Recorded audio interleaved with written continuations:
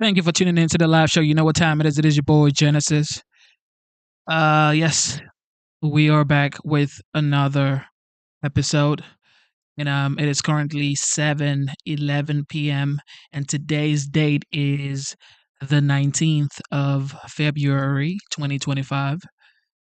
Welcome back to the show. All right. If you're new,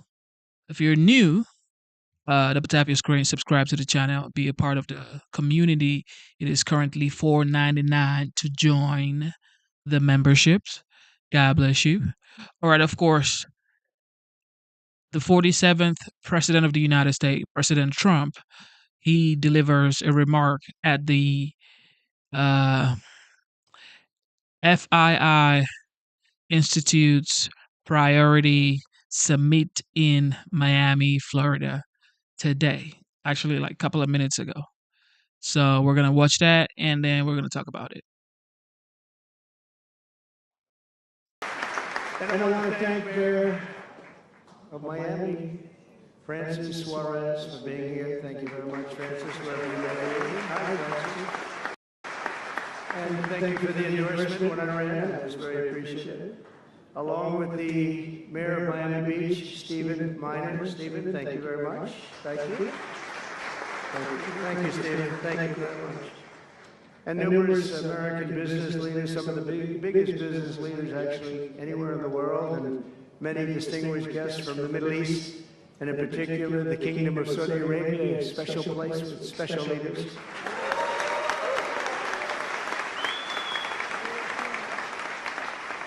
And including FII Institute Chairman and Governor of the Public Investment Fund, which is a seriously big fund. Yasser, I see you there. Stand up, Yasser. Everyone knows Yasser. Great guy. Great person. And Finance, Minister Mohammed, thank you very much. Thank you, Rick. Thank you very much. Good to see you again. That's a pretty good finance minister of that part of the world. That's not bad. Other parts of the world, not so good, but that one is good. And many other senior government leaders. I also want to recognize the Kingdom's ambassador to the United States, Her Royal Highness Princess Rima.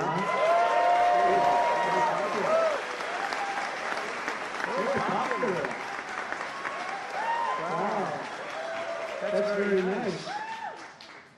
Sitting next to Elon. Wow, you couldn't do better than that, huh? As well as my own special envoy to the Middle East, who's really done a fantastic job, Steve Witkoff. Thank you. And Michael Waltz is here. Where is Michael? Michael's been so busy. They've been going back and forth and back. And, a woman who's just voted the most powerful woman anywhere in the world. I'm going to go with Princess Rima, but she was voted the most powerful woman anywhere in the world, Susie Wiles. Thank you. Most powerful woman, that's pretty good. We have to talk to you about that, Susie. It's pretty good. And also, we all know Jared Kushner, a very special guy. Thank you, Jared. Thank you, Jared. And Elon Musk. He's been making a little news lately, hasn't he? Very positive news. Stand up, Elon. He's a great guy.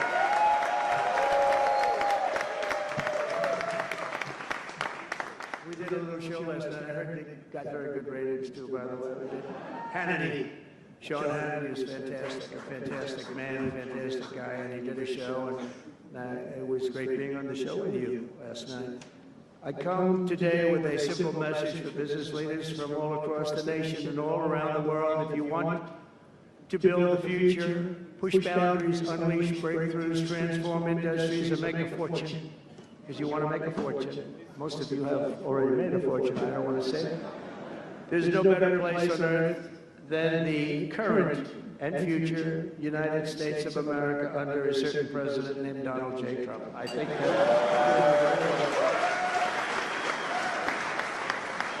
they're saying that November 5th, Election Day, 2024 will go down as one of the most important days in the history of our country. They said in 129 years, the most consequential election. I don't know if they're right about that or not, but It sounds good. I wanted to see if I could get a couple of more years stacked on, but I figured the fight wasn't really worth it. 129 is a lot.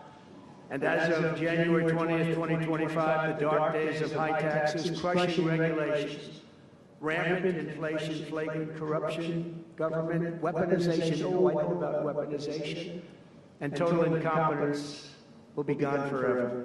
They'll be gone forever. Because the United States is back and open for business, and the golden age of America has officially begun. You see it happening. Since my election, America's economic engines have come roaring back to life in just a very short period of time. Think of it, from November 5th, the progress that's been made has been amazing. The NASDAQ is up nearly 10% in just a few months, and that's a lot. The Dow Jones Industrial Average is up 2,200 points, and Bitcoin has set multiple all-time record highs because everyone knows that I'm committed to making America the crypto capital. We want to stay at the forefront of everything, and one of them is crypto, and Miami seems to be the center of the action, come to think of it, and maybe it'll stay there. Business optimism skyrocketed 42 points. Think of that in a single month, the most in history by far. That's the biggest increase in history by not even close. The ISM index of manufacturing activity surged into positive territory for the first time in many years. Amazing. And it was just announced, this is an interesting one, I didn't realize it was that bad for so long, but it was just announced by one of the nation's most historically accurate and respected pollsters, Rasmussen, that the number of Americans who believe our country is on the right track now exceeds those who think it's heading in the wrong direction for the first time in 20 years. Can you believe that? 20 years. And this is really a seismic 27-point swing from just before the election. That's, nobody's ever seen anything like that one, yes, sir. I want to tell you, that's a big one.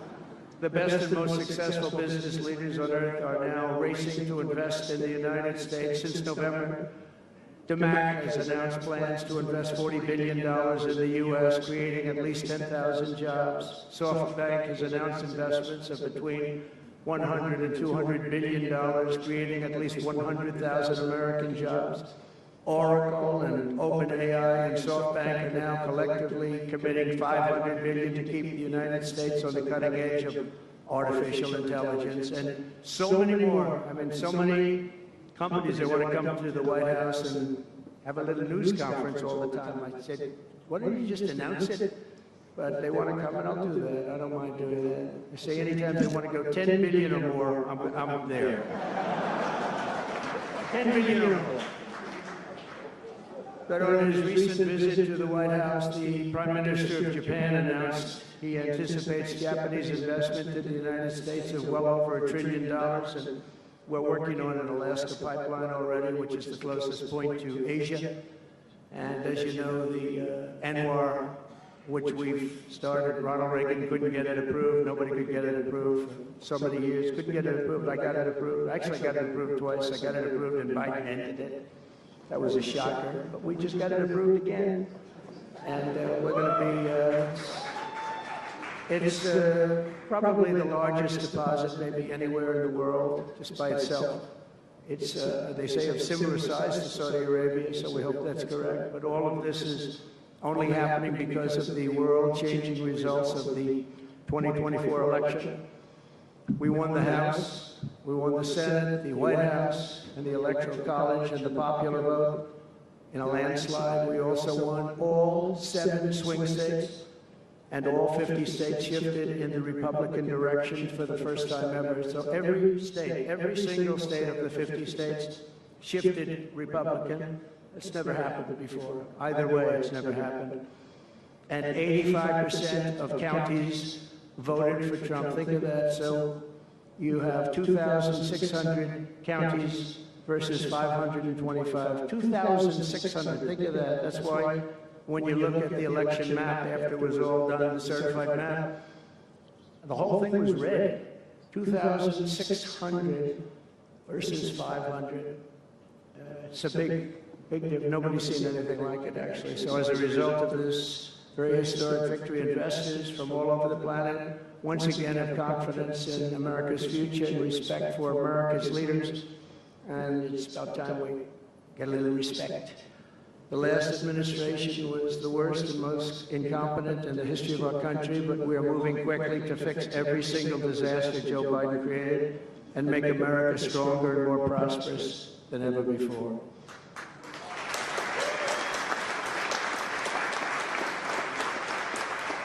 Our first and most urgent mission is to remove the criminals that Biden allowed into our country with the ridiculous and very dangerous open borders policy. They came from all over the world.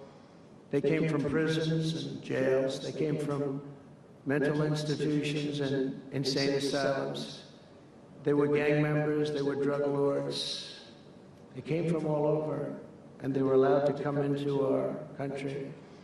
And we're getting them out in record levels, just like they came in record levels. I want to thank Tom Homan and Christie, who was just she's doing a fantastic job, Governor of South Dakota, and Tom Homan, you know, they are doing a fantastic job, and the results are incredible. And every country is taking them back. They're sending their criminals to us, and they're all taking them back. We had a little problem with a couple of them that ended very quickly.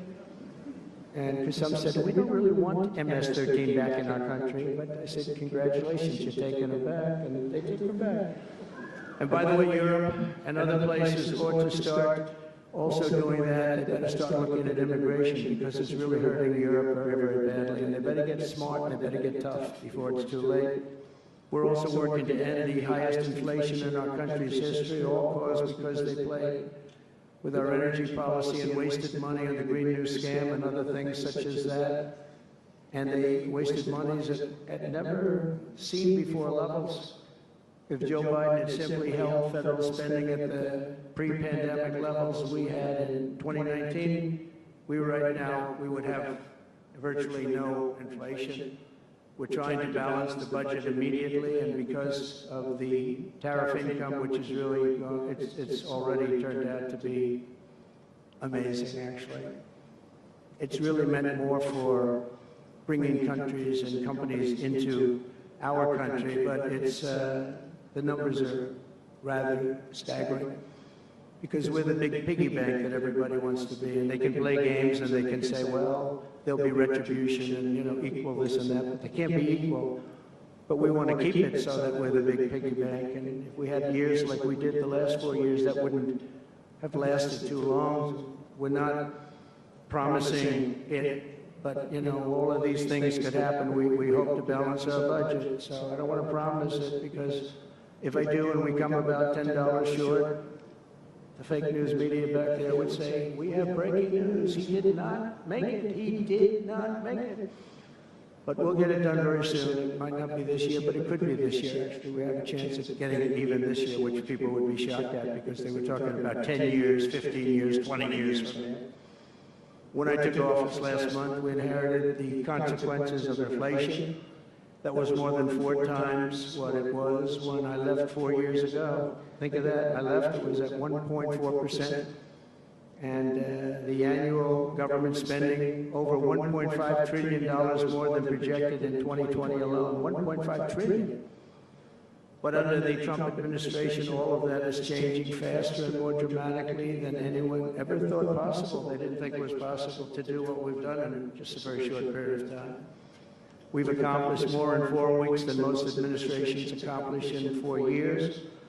On my first day in office, I imposed an immediate federal hiring freeze, a federal regulation freeze, and a foreign aid freeze. I signed an order creating the Department of Government Efficiency and put a man named Elon Musk in charge. Thank you, Elon, for doing it.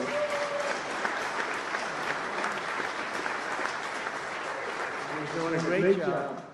You could have seen him last night. He's really, you know, he's a very committed person. He's a very serious person. And he's a very high IQ people. You know, I like high IQ people. Not all have to be, but, you know, it'd be nice to have some people up there that he's a seriously high IQ individual. Now, he's got his faults also, I will tell you that. But not too many of them, which is now really waging war on government waste, fraud, and abuse. And they're curbing inflation and saving taxpayers billions and billions of dollars every single day. And there's even under consideration a new concept where we give 20% of the Doge savings to American citizens and 20% goes to paying down debt, because the numbers are incredible, Elon. So many billions of dollars, billions, hundreds of billions, and we're thinking about giving 20% back to the American citizens and 20% down to pay back debt and pay down debt, which is, if you look at value, if it were a real estate balance sheet, the debt is tiny, but we still want to pay it down. Doesn't matter. We don't look at it as a piece of real estate. It's America. We're going to get it down through intelligence, hard work, and as Elon said, a word called caring. You have to care. By doing this, Americans will tell us where there's waste. They'll be reporting it themselves. They participate in the process of saving money. So many of the men and women in this room, as an example, they pay tremendous amounts of taxes. And here are just a few examples of where your money was going before I came along. These are just some of the, just taken at random. Oh, there are much worse examples than this. I was just looking at them before the speech, and I can tell you they were much worse. And there are some that are horrible, but I don't want to really say them because they're very, very embarrassing to people. Very, very embarrassing. And they're really something, but you'll be seeing it and you will be reading about it. But just some taken at random, $2 million for sex change operations in Guatemala, $20 million for Sesame Street performances in Iraq. $20 million, that's a lot of money. You know, I know what it costs to do those things. You get a cast over for $50,000, give them a couple of bucks tip, that's it, not $20 million. 20 million. That's gone with the wind on steroids. $101 million for 29 diversity, equity, and inclusion contracts at the Department of Education. Wow. And we've also canceled all of these, saved all of this money. And again, this is just a small sample. This could go on. I could read them all day. $520 million for a consultant. I want to know who is that consultant? To do ESG, that's environmental, social, and governance investments in Africa. $25 million to promote biodiversity conservation and illicit livelihoods by developing socially responsible behavior in Colombia. $40 million to improve the social and economic inclusion of sedentary migrants. Nobody knows what that even means. None of this stuff. Nobody. Everyone's trying to figure out what the hell does this all mean. $42 million for social and behavior changes in Uganda. 40 million is a lot of newspaper ads in Uganda. $70 million for research of evidence-based solutions for development challenges. $10 million for Mozambique medical male circumcision.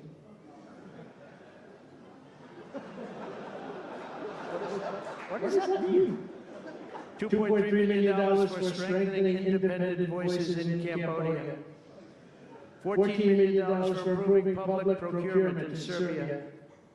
$486 million to the Consortium for Elections and Political Process Strengthening, including $22 million for inclusion and inclusive participatory political process in Moldova. And $21 million for voter turnout in India. What do we need to spend $21 million for voter turnout in India? Wow, $21 million. I guess they were trying to get somebody else elected. Wow, we ought to tell the Indian government, because when we hear that Russia spent about $2 in our country, it was a big deal, right? They took some internet ads for $2,000. This is a total breakthrough. $21 million for India elections. $29 million to strengthen the political landscape in Bangladesh. $20 million for fiscal federalism, and $19 million in addition to the $21 million for biodiversity conversion in Nepal. $1.5 million for voter confidence in Liberia. We need voter confidence too when you read this list. $14 million for social cohesion in Mali. $2.5 million for inclusive democracies in South Africa. $47 million for improving learning outcomes in Asia. Asia's doing very well. We don't need to give them money. And in another program, $50 million plus another $50 million for condoms for Hamas. You know, $100 million for condoms. Condoms. Does everybody know what a condom is? For Hamas, $100 million. Thank you for tuning into the live show. You know what time it is. It is your boy Genesis. Welcome to the live show. If you're just tuning in, double tap your screen, subscribe to the channel, and let me know if you can hear me. For some reason, I don't know if I'm not getting the chat, but let me know if you can hear me in the chat right now, everybody. Thank you for tuning in. Let me know if you can hear me and see me in the chat, okay? All right, I think we might have to change the stream.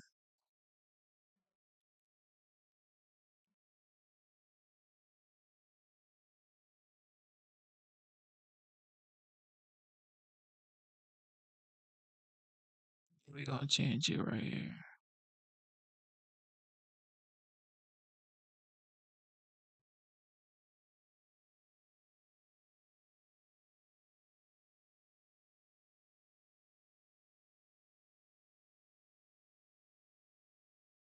A lot of newspaper ads in Uganda. $70 million for research of evidence-based solutions for development challenges.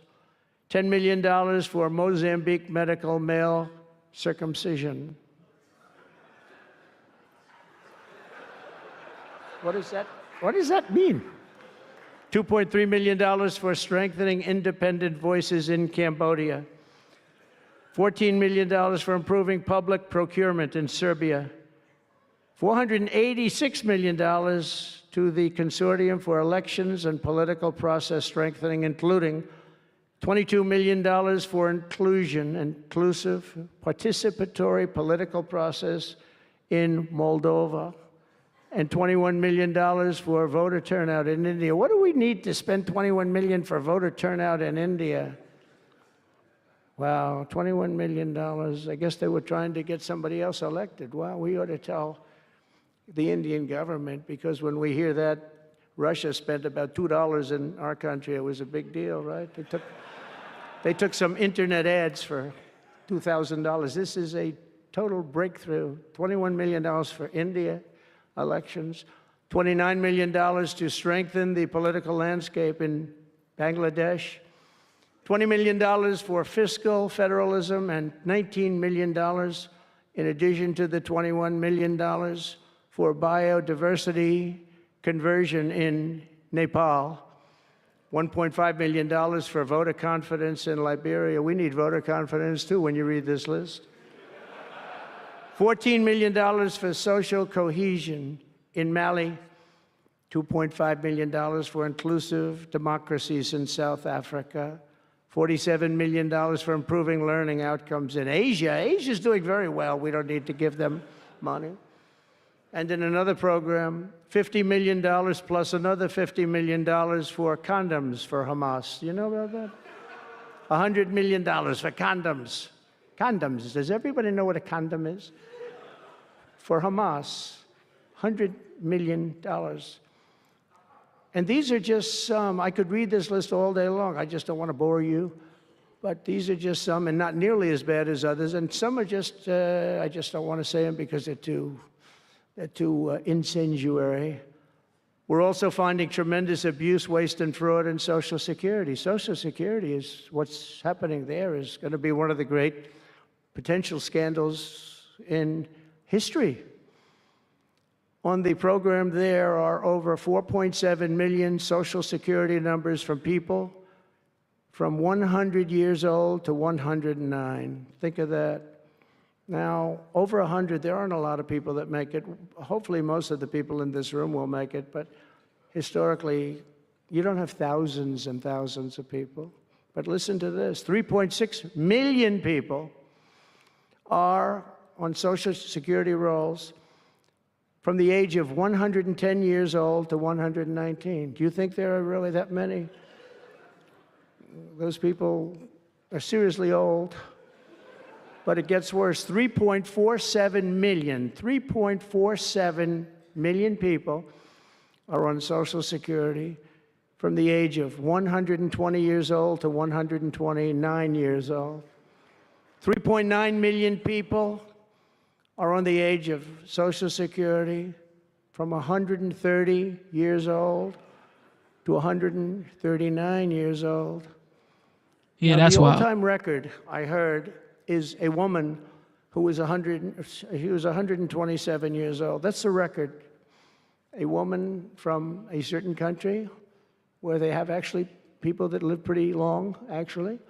And she was 127 years old. That's pretty old. But we're topping her by millions of people. 3.5 million people from the age 140 to 149 years old. 1.3 million people are on Social Security from the age 150 to 159. And over 130,000 people are on Social Security over the age of 160 years old, okay? Including 1,039 people, think of it, over 1,000 people between the ages of 220 to 229. And one person between the age of 240 years old to 249. And the record topper, there is one person on Social Security who's 360 years old, which is approximately 110 years older than our country.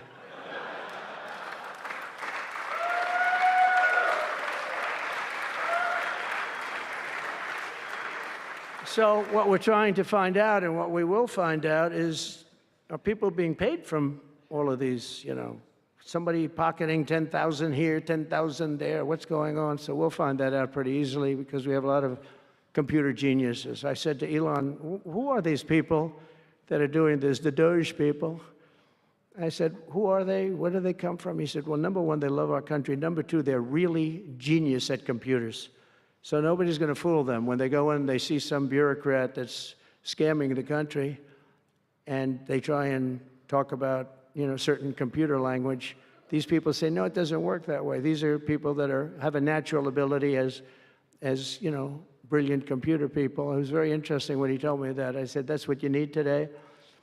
But all of these scams have now been terminated. In addition, over the past month, we have effectively eliminated the U.S. Agency for International Development, which was funding much of this lunacy.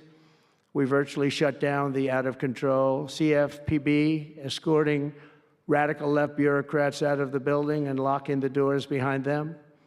What they were doing was so terrible. Where they were spending the money was so terrible. What we haven't looked at yet, but will be, is does the money come back to them? Because nobody can be stupid like that. And they're not stupid, they're smart, actually. And, you know, why are they doing that? Does money come back to them? So we'll figure that out pretty easily, I think, and quickly. But I've ended all of the so-called diversity, equity, and inclusion programs across the entire federal government and private sector, and notified every single government DEI officer that their jobs have been deleted. They're all deleted. And it's interesting, even these companies that have tremendous amounts of money. A number of them just announced, Walmart, if you can believe it, they just announced that they're stopping. And, you know, these companies are writing off like $220 million. How can you spend that much money no matter what you're doing? If you're teaching something, you're going to have an instructor. You're going to talk. You're going to give them a book. Please read the book. You know, and then you find they spent $225 million on that. What's going on? And we were going in the wrong way, and our military was really, although I tell you, you know, we defeated ISIS with our military in 3 weeks. General Raisin Kane he's some general, he's a real general, not a television general. And 3 weeks ISIS, and I asked him, and I saw some of his people that were so great, the soldiers. We have the greatest military in the world, but we don't have the greatest top leadership. That's why Afghanistan was such a horrible situation and so embarrassing and so many other things. But when we want to, with proper leadership, there's nobody even close to us. We have the best equipment in the world. We make the best equipment in the world. But we have the best military. But, you know, we never fight to win. We fight to just keep it going forever. And when we fight to win, there's nobody that can even come close to us. But I was talking to General Dan Kane, we call him Raisin Kane, and I was told it would take about 4 years to defeat ISIS, and he did it in 3 weeks. I said to him, "What do you think, General? How long will it take?" "Sir, I think we should do it in less than 4 weeks. You're going to have time left over." And he did that. And we were told by the television generals it would take 4 years, so we did it. That's when I went to Iraq. I flew to Iraq, and late at night, the dark of night, all the windows closed, all the lights off in the plane, in Air Force One. And we flew in, and it was pretty amazing. I'll tell you, we were landing, and there were no lights in the plane. "Sir, we have to turn off all lights." I said, "You mean we spend $9 trillion, and we have to fly in Air Force One with the lights off?" And I went up to the pilot, said hello. And by the way, these guys are like central casting. These are the best-looking human beings. Everybody is like perfect. The most handsome people, the best-looking people you've ever seen with the flat tops and the whole thing. And I was a little concerned because the lights are off, and everything's off, and even the lights in where he was were down, very dim, very, very dim, with all of the lights on the fancy dashboards of the plane, of Air Force One. We're getting a new Air Force One if they can ever finish the damn thing. We're getting 2 of them, actually.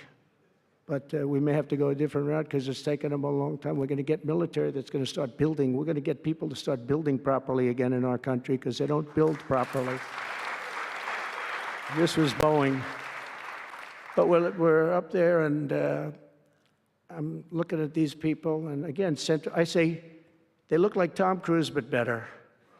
Stronger, tougher. And I like Tom Cruise, but these are better. And they said, "Are we okay, Captain?" "Yes, sir, we're fine." But I'm looking out, I don't see any lights, and we're landing.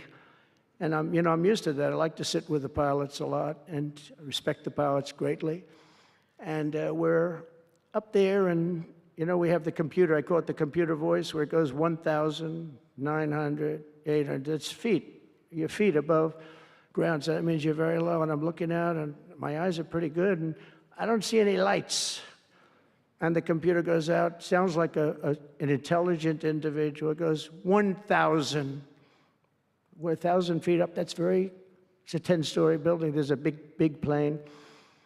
And then it goes 900, 800, 700. I say, "Captain, Captain, we don't see any lights. Is everything?" "Yes, sir, everything's fine, sir. We'll be landing in 3 minutes." And then it goes like 600, 500. "Captain, are we okay?"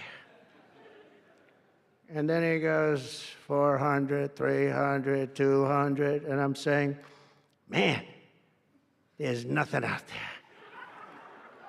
And then he goes, boom. Perfect landing right on this thing. There are no lights on the runway. There's no, I don't know how the hell they do it, but I'm sure as hell glad we had somebody that knows how to fly. But they didn't want to have any lights because they didn't want the enemy. After spending, years and trillions of dollars, we have to land with Air Force One with no lights on the runway. But they were incredible people. And then I got out of the plane, and I actually asked my people, I said, "Excuse me, I was very brave sitting in that cockpit. Am I allowed to give myself the Congressional Medal of Honor?" And they said, "I don't think so, sir." I said, "Well, I felt I was extremely brave." But now here's the problem with saying a story like that when you kid. The press will say, "President Donald Trump wanted to give himself the Congressional Medal of Honor." Headlines, headlines all over, the fake news. We call it the fake news, but we're all wise to them. But it was something, and then I went down, and it was the same thing. I'm standing on the top, and I look down, and there's these handsome people. Everybody's like from a movie set, good-looking guys. I get down the stairs, and, "What's your name?" "My name is Kane, sir." "What's your first name?" They call me Raisin. I say, "Wait a minute, your name is Raisin Kane? I love you. I've been looking for you for 5 years. You are the great. This is what I want." And There was a general next to him. There was a colonel. There was a drill sergeant, a master sergeant. They were all like people. I could make a movie right now. I'd have the best-looking people ever. And they were great. And then I went in and, sir, would you like to rest before the bed? No, I don't want to rest. I don't want to rest. I've been resting on the plane, other than the last few moments, which were quite harrowing. And I said, I don't want to rest. He was thinking about Biden in advance, you know. Biden would have gone there. He would have rested for days. And then they wouldn't have had a meeting. He'd just go home. No, I said, I don't want to rest. I don't want to rest at all. I want to go. So we went into this like bunker, and we had a lot of very good, talented people. And that's when I asked him. I said, you know, I'm hearing it's going to take a long time. No, that's not right, sir. It's not going to take a long time. We'll have it done in 4 weeks. I said, how can you say 4 weeks when in Washington they said 4 years? He said, 4 weeks, sir. We'll hit them left, we'll hit them right, we'll hit them up the center, we'll hit them underground and overground, we'll knock the hell out of them, sir. And I said, why is it that they said so long? He said, because they wouldn't let us fight. And we're very far away. They want us to fight for this, from this airport. We're very, very far away, sir. And they want us to fight here. We have many substations out, sub-airports, they call them, remote airports, where they build them in the sand. And we have many of them, and I'd use them all, sir. And I would hit them so hard from so many different directions. I said, well, what do you think? He said, you just let me know. And I called him back, and I said, go ahead and do it. Are you sure you can do this, General? I said, yes, sir. And he did it actually in 3 weeks. It was over 100% of people that are really hurting the Middle East, hurting the world. And it was done. And we have, I'm telling you, we have the greatest military in the world, but you have to use the right people.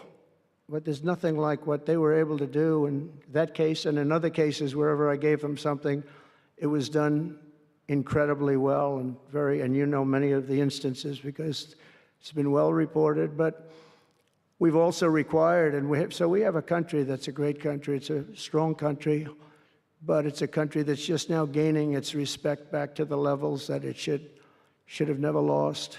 We were being laughed at by the entire world, but we're not being laughed at anymore. But we've also required that all federal employees must once again show up to work. It's a new phenomena, you know, since COVID. Show up to work in person like the rest of us. So, I mean, it doesn't work when you don't show up. And I see companies now are all going back to it. They're all going back. It's great. I watch some of the big business leaders saying, we absolutely are going back. You can't work at home. They're not working. They're playing tennis, they're playing golf, or they have other jobs. But they're not working, or they're certainly not working hard. You could never build a company or a country with that. So we have a very strong policy, and if they don't show up to work, they get fired. And we're trying to make our government smaller but much stronger. And we have tremendous bureaucracy, but it's happening. A lot of people are leaving, and in some cases leaving with pretty good offers. You know, you're paid 7 or 8 months and go out, find a job. But some of these people had jobs. They were actually working for us, but they also had other jobs. And those people, in theory, they have problems. I don't know if we're going to do anything about that. So we have other things to do, but they were working other jobs instead of working for us. So they were staying home working, but they were working other jobs, getting paid a lot of money, perhaps. We offered deferred resignation buyouts to all federal workers, resulting in more than 75,000 bureaucrats voluntarily surrendering their taxpayer-funded jobs. A lot of them are leaving because they don't want to be caught having the second job. Some are leaving because they didn't want to be in government any longer. And some are leaving because they didn't want to show up to work. They wanted to work outside of an office. And that's never going to work for anybody, including companies. Companies ought to get smart. You watch these companies where they do that. They start going bad. Nobody knows what's wrong with this company. Well, try getting the people back into the office where they can be cohesive and together. In less than a single month, the Department of Government Efficiency has already saved over this is just a short period of time, $55 billion. And we're just getting started. That's nothing compared to the numbers that you're talking about, right?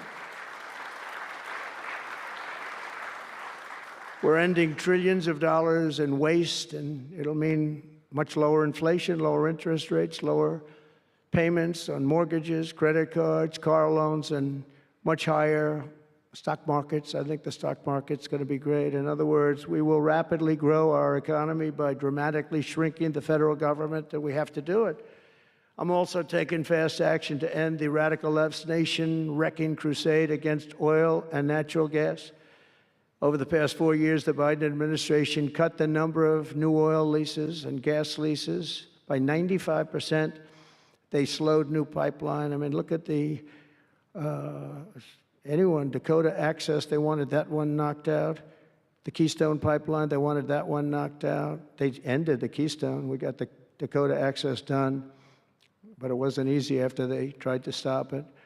They slowed new oil and gas pipeline construction to virtually a halt. They shut down 38% of active oil and gas rigs in the United States, but they love the wind turbines. They go round and round and round, and if the wind doesn't blow, they got problems. They kill all the birds, they ruin the sight lines, they ruin the plains and the beautiful areas of our country, including the oceans, the lakes. They closed more than 50 power plants, all causing energy prices to skyrocket. You saw that happen. That's what caused inflation, pretty easy. These policies were so destructive that despite draining nearly 40% of U.S. strategic petroleum reserve meant for emergencies, it was meant for emergencies. It wasn't meant for getting a price of gasoline down so that you can win an election. It didn't work for winning the election. Actually, there's so many people that are driving that it's a very small number, just had a very small effect, but in the meantime, it takes it down. We'll fill it up fast, but it's at the lowest level. When we made the transition, it was at the lowest level in history, ever recorded. It's the lowest level. Nobody's ever seen it that way. They put it all out because they thought they could keep gasoline prices down a little bit, just go past the election, and after that, they didn't care. And it didn't work because they didn't get elected. I got elected. But the price of gasoline still rose over 35%, and in some cases, at some periods, it was 100% and 125% during certain periods of time. Under the Trump administration, we have implemented a very different plan. You probably heard of it. It's called Drill, Baby, Drill. And we're doing it. The world runs on low-cost energy, and energy-producing nations like us have nothing to apologize for. We have more energy than any other nation in the world, and we're going to use it. And we're going to use it on AI plants. I was telling some of the people that came in that, they're very interested. Everybody's talking about AI. I hope you're right. I don't know. Who knows? But Elon, are they right? Are they right in going they are all in for AI? But the problem is, to do it, just in our country, you need twice the electricity just to open up and be the top of AI. You need twice the electricity that we have right now in the entire country. If you take all of the electricity, you need more than twice. You need double what we have right now just to fuel this new industry that's growing. I was amazed when I heard that number. And they all said, how can we do this? Because, in China and various other places, you can probably get it with the shake of a hand. But in our country, you can't. But now you can, because I'm declaring a national emergency in order to get fast approvals. And we're going to have, if you build a plant, you're able to build an electric generating facility right next to your plant. So you'll be making your own. You won't have to count on utilities. You won't have to count on an old grid that could fail, could get hit by something, bad things or good things. But you're not going to have to worry about grids. You'll build your plant, and you'll build essentially you'll become a utility in a way. You'll build your own electricity. If you want to build extra and put it out and get paid for that, you're going to be able to do that. You could put it back into the grid, but you're going to be able to build with your plant a generating facility. And we're going to get you Lee Zeldin, head of the environmental group, various groups, and we've got them unified now, but we're going to get you very fast approvals, and they'll be approved so fast your head will spin. And we're going to get that whole industry started, and we're going to be the head of it. We're leading right now. We have the greatest brain power. We're leading right now, and I expect that we're going to be leading by a lot, but we're going to get you the energy very, very quickly. That would be the one thing that everybody was concerned. How do we have that much electricity when Los Angeles has blackouts and brownouts right now? And there's a lack of electricity, but we're going to get it at levels never seen before. I ended the ridiculous Green New scam, halting tens of billions of dollars of wasteful deficit spending. And I withdrew the United States from the unfair, one-sided Paris Climate Accord, and I ended Joe Biden's insane electric vehicle mandate because it was just insane. I repealed the last, and by the way, if you want to buy an electric car, it's great. If you want to buy a gasoline-driven car or a hybrid, it's great. Whatever the thing happens to be. I heard hydrogen's hot. The problem is when it's not, you're in deep trouble, because when that sucker blows up, they don't find the body. So that's one that I said, you know what, let's take a pass on that one. They said it's good, but when it's bad, it's really bad. You find the bodies on trees, on the side of a tree. I said, I think we'll pass on that one, right? We're not going to want that one. But you never know. Maybe someday it'll be good, but it doesn't sound like it's off to a good start. I repealed the last administration's very destructive natural gas export ban. And last week, we approved our first new liquefied natural gas export license, and we have literally hundreds of people that want to export. I recently met with the Japanese Prime Minister, Shiba, to discuss large increases in American oil and gas exports. They want it so badly. They said we went to the Biden administration, they wouldn't sell it. They wouldn't sell it. Nobody knows why. Biden didn't know why either. They asked him, I don't know. They did, oh, I didn't know that.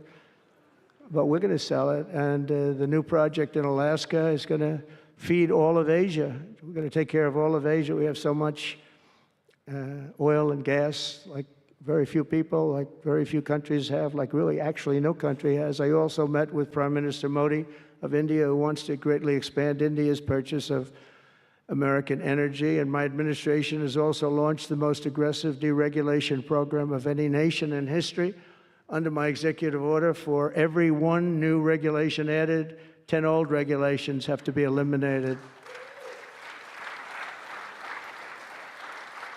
And you know, in our first term, which was actually an incredible success, we had the greatest economy in history until COVID, and even after that, we did great. The stock market was higher. If you think of it, it was higher after the fact. After we went through that whole thing, it was higher than it was just prior to COVID coming in, which is a pretty amazing thing. But we did a great job on that, but it was a terrible thing for the world. The whole world suffered.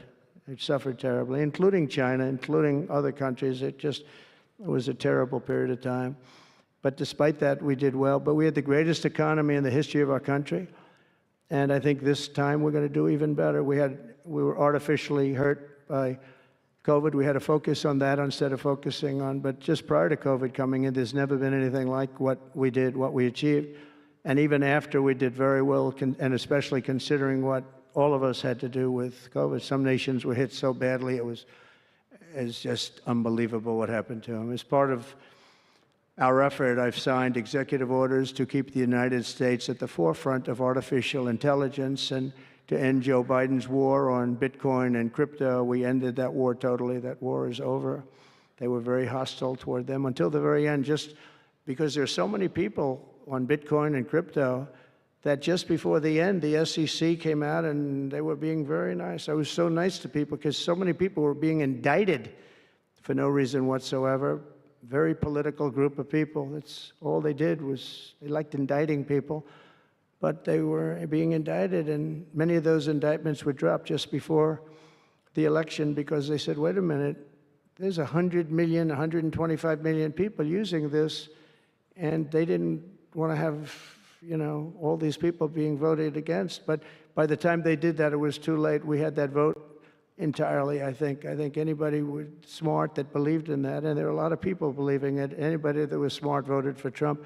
And they pulled the indictments, and I see people that were indicted. I said, I saved your life. I saved your life.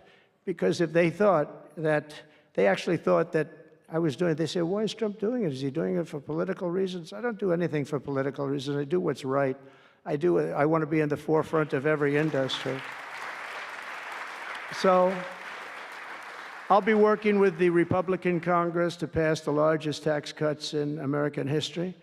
And that includes, obviously, we have to extend the Trump tax cuts, which were, until now, the largest. We're going to dramatically cut taxes for families and for workers and for companies, including no tax on tips and hopefully no tax on Social Security and no tax on overtime. And that overtime one is a sleeper because I think a lot of people are going to be spurred on to do a lot of extra work. When they hear that, it's a lot of companies really like it and a lot of people really like it. The new Trump tax cuts will also include 100% expensing for new factory construction in the United States and anything else that you're going to buy with capital. If you buy something that is going to be good for our country, we're going to let you expense it, 1 year expense. And I did that the first time, and everybody was saying, can you go back to that? Now you still get, I guess, 40% or whatever, but it pares down. But we're going to bring that right up to the top level. I think that had a lot to do with the success that I had during my first term. And we'll substantially cut taxes for all domestic producers of oil and gas and just about everything else that they produce. In my first term, I brought the business tax down from around 40% to 21%, which everybody said was an impossible thing to do. I cut it from 40. It actually was state and city was much higher than 40, but I got it down to 21%, and now I'm bringing it down to a goal of 15%, but only if you make your product in America. In other words, you're going to be at 21%, but if you make your product in America, you're going to go from 21 to 15. If you don't, you're going to pay 21%, which is still lower than anything. So guys like Elon are going to come and make his great cars in the United States. There are a lot of people are calling. A lot of car companies are calling. They called me, three of the majors. They called and they said, we're looking all over the place. We want to be there. I'm going to be announcing tariffs on cars and semiconductors and chips and pharmaceuticals, drugs and pharmaceuticals and lumber probably and some other things over the next month or sooner. And it's going to have a big impact on America. We're bringing our businesses back. If they don't make their product in America, then they have to pay a tariff. But if they do make their product in America, they don't have to pay any tariff, which will it's all going to bring trillions of dollars into our treasury, or it's going to mean that there won't be any taxes because we want to have a fair base. If they don't have it, we don't have it. If they don't pay, if they don't charge us, we don't charge them. It's pretty simple. The Republican Party is once again the party of common sense. We're a party of common sense. We want strong borders. We don't want men playing in women's sports. We don't want to have transgender for everybody. We're the party of common sense. That's how we won the election in such a big manner. We'll no longer allow other countries to ransack and plunder our nation. That's why I've announced that we will soon begin imposing reciprocal tariffs on any country that engages in unfair and unequal trading practices. If they tariff us, as I said, we will tariff them at the exact same rate. So if a certain country, because some of these countries, even countries that I've already mentioned, are extremely aggressive with tariffs. Nobody knows that. European Union, they have a VAT tax that's devastating. It's very tough for people on the outside. Hard to sell cars, really impossible to sell them because they also have non-monetary tariffs that are very, very tough. But if you take a look at that, it's a very unfair situation. And the VAT tax is similar to the tariff. Around the world, I'm moving quickly to end wars, settle conflicts, and restore the planet to peace. I want peace, and I don't want to see everybody being killed. And you take a look at the death in the Middle East and the death that's taking place between Russia and Ukraine. It's been going on, and we're going to end it. There's no profit for anyone in having World War III, and you're not so far away from it. I'll tell you right now. You're not so far away. If we would have had this administration for another year, you would have been in World War III, and now it's not going to happen. In the Middle East, I've restored my policy of maximum pressure on Iran, designed to bring peace. And we've designated the Houthis a terrorist organization. They're, destroying shipping lanes all over the place. They're making it very hard for people to get their product delivered. Making it very difficult, but we'll take care of that situation. And we've secured a ceasefire in Gaza, and we're bringing in the hostages, and we're bringing them home to their families. Some of them are in pretty bad shape, I have to tell you. To end the horrible war in Ukraine, I've spoken with President Putin and President Zelensky, And our teams began negotiations this week in Saudi Arabia. I want to thank Saudi Arabia for that. That was so great. Yeah. And I want to thank, in particular, I mean, we have so many of the people, Yasser, Mohammed, all of the people, but in particular, we have to thank Crown Prince Mohammed bin Salman for hosting these historic talks. And talks that went very, very well. Steve was there, Steve Witkoff was there, and Michael was there, Michael Waltz and others, and they really went well. It's a big step. We got to get that war over with. You have to see the people that are dying. I look at the pictures, the satellite pictures of the field. It's a level field, and it looks like a modern-day version of Gettysburg, and you know what that means. It is just carnage. It's horrible. And, you know, it's not American soldiers. It's not even soldiers from the Middle East in the case of Ukraine, Russia, but it's people, it's young people from Russia and Ukraine mostly that are just being decimated. It's flat fields. And a bullet goes, and a bullet only stops when it hits somebody. And the level of people being killed in that battle, soldiers, young soldiers, in some cases old soldiers, because they're running out of people. They're running out of soldiers, in one case. But think of it, a modestly successful comedian, President Zelensky, talked the United States of America into spending $350 billion to go into a war that basically couldn't be won, that never had to start and never would have started if I was president, not even a chance. And it didn't start for 4 years, never would have started. But a war that he, without the U.S. and Trump, will never be able to settle. They'll never settle that war without our involvement. That's why they did such a great job this weekend. That's why Saudi Arabia did such a great job this weekend in hosting. The United States has spent $200 billion more than Europe, and Europe's money is guaranteed. They get their money back. It's a form of a loan. Nobody knows that. I know that. I said, why isn't somebody saying, you know, we do it the same way? And we spent much more money. We have to equalize. But while the United States gets nothing back, so they get their money back. It's a loan. We just give our money. And we had a deal based on rare earth and things, but they broke that deal. But they broke it 2 days ago. We had a deal because I said, we're spending $350 billion, and Europe gets their money back in the form of a loan, and we don't. We're just giving the money hand over fist. That's the Biden administration for you.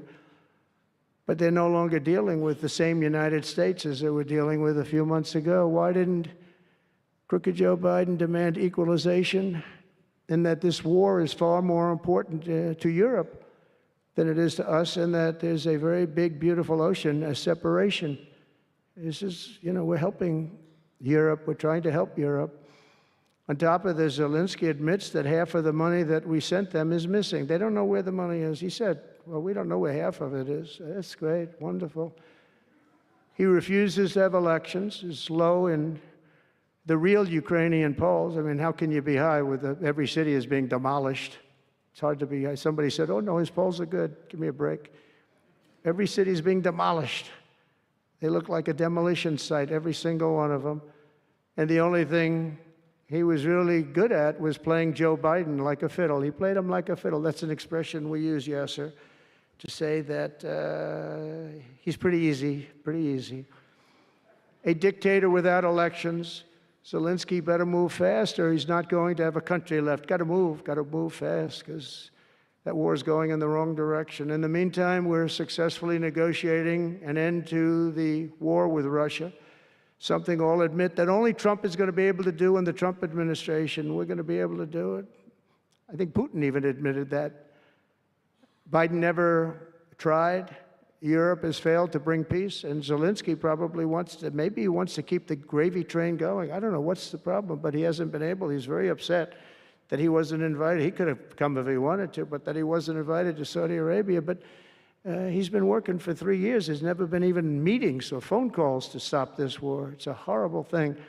I figure Russia's lost 900,000 soldiers. I think that Ukraine's lost probably 700,000.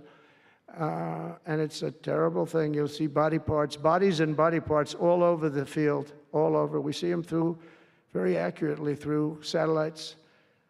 I love Ukraine, but Zelensky has done a terrible job. His country is shattered, and millions of people have unnecessarily died.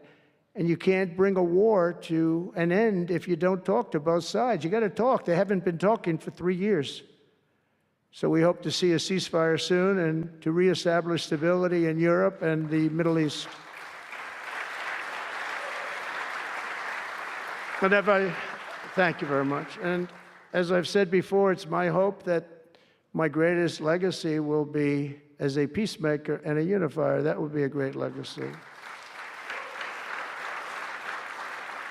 So in conclusion, the golden age of America is upon us, and I'm inviting everyone here today and every citizen across our land to take part in the most extraordinary period of peace, prosperity, growth, innovation, wealth creation, and expansion the world has ever seen.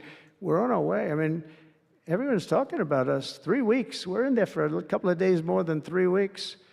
And everyone's talking about it. You have to see the crowds of people outside. It's pretty amazing what's happening. We're on the verge of soaring markets, surging incomes, booming production, groundbreaking technologies, thrilling discoveries, and a quantum leap in the quality of life. Absolutely a quantum leap. One day, very soon, our country will have the greatest economy in the history of the world because we once again have a president who puts America first, and we put America first, and your country should put your country first. But in the end, we want America first, and when it's all beautiful, which it's going to be pretty soon, we want to help other countries, and you want to help other countries. But, you know, I tell your leaders, and some of the leaders are in this room right now, you got to put your country first. Whether it's Saudi Arabia, whether it's something else, you got to put your country first. But we're going to have plenty left over to help others also. As long as you invest in America, build in America, and hire in America, that means that I'm fighting for you. I am fighting very hard for you. Together, we're going to make the United States of America bigger, better, bolder, richer, and greater than ever before. It's going to be stronger than ever before. We're going to be a peacemaker and a peacekeeper. We're going to stop people from these stupid, never-ending wars. We're not going to partake in them ourselves, but we'll be stronger and more powerful than anybody by far. And if it ever came to war, there is nobody that will be able to come close to us. But we don't think that's going to ever happen. So I want to thank you all very much. It's a great honor to be here. And I think somebody said they're going to ask questions. And I didn't say, gee, what are the questions like Biden does? I say, just ask. It doesn't matter. You ask a question and I give an answer. So I think, Richard, you're going to come up and you're going to give me some questions. Thank you very much. Thank you.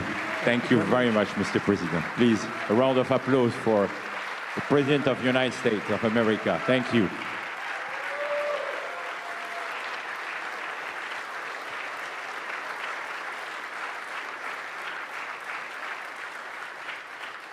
Mr. President, thank you for accepting to take a few questions.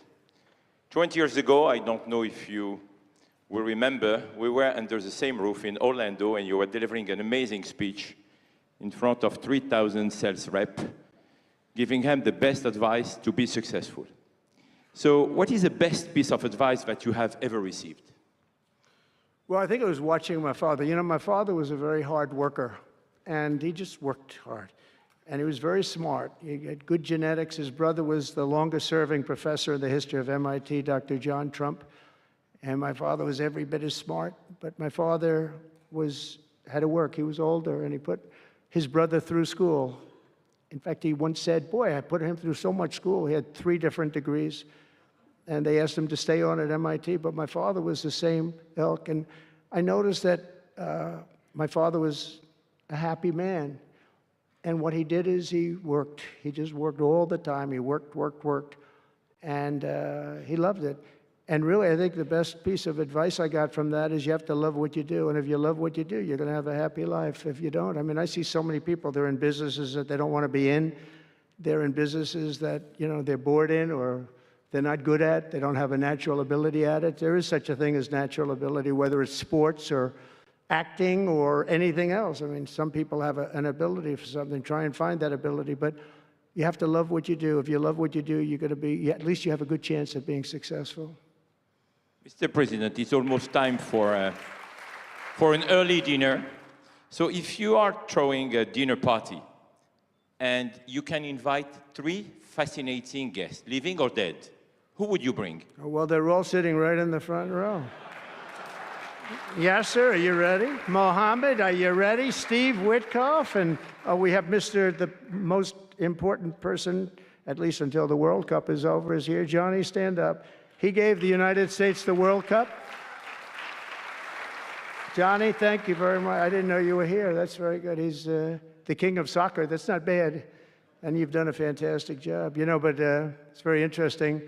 When I was president, I got the World Cup, and I got all of the, we have the 250 anniversary, so that fell in this administration. That's a big deal, 250 years. But we have all of these things happening, and I also got the Olympics. And I was called by the mayor of Los Angeles, sir, would you call up the Olympic Committee, because it was at that time President Obama will not take their phone call, and we're going to get the Olympics in Los Angeles. And by the way, they've recommitted to Los Angeles at a level that, I was very worried about that.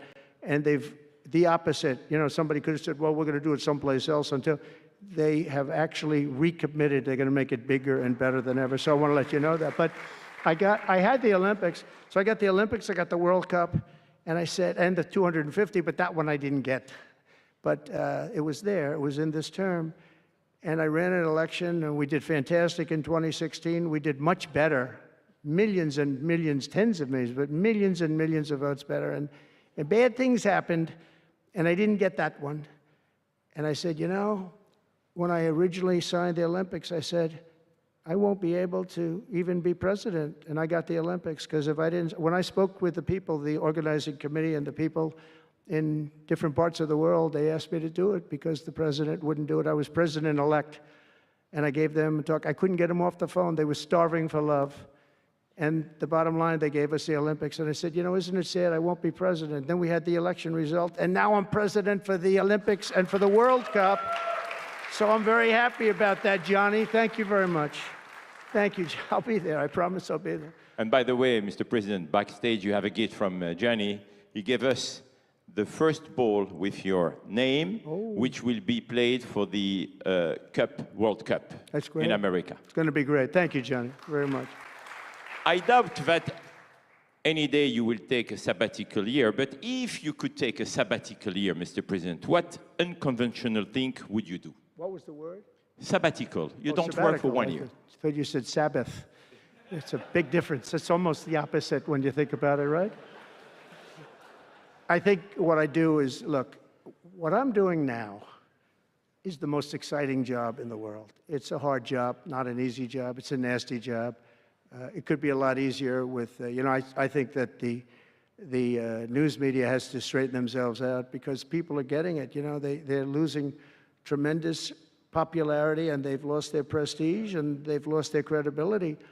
And I think it's a very important thing, the news media, but I think they have to straighten themselves out, because the people are going around them now. They have so many different things with, like Elon with X, which was a big thing, and we have Truth, which has been fantastic, and we have so many other things that you don't really need traditional. But I will tell you that there is just nothing I could do to enjoy my life, whether it's that or anything else that you'd ask, because this is the ultimate. I mean, I had to make a big decision, and it was a very risky decision, because if I would have lost, my life would have been a much different life. It would have been a very nasty life. They were going after me at levels that nobody's ever seen before. Not Andrew Jackson, not Abraham Lincoln. The historians say that the president that was treated the worst by far by the media and overall was Andrew Jackson. In fact, his wife died of heartbreak. They were treated really rough. And Abraham Lincoln was second, but he had a civil war. You can understand that. But nobody was treated like me, nobody. And I will tell you, you learn a lot about yourself. But there's nothing I'd rather do. I had to make a decision, do I do this? Because if I lost, it would have been very, very bad. It was dangerous, actually, very dangerous in so many different ways. And I decided to do it, and I said, I have to win, because if I don't, when I spoke to a friend of mine the other night, he said, if you lost, it would have been it was actually Sean Hannity just before we did the interview last night.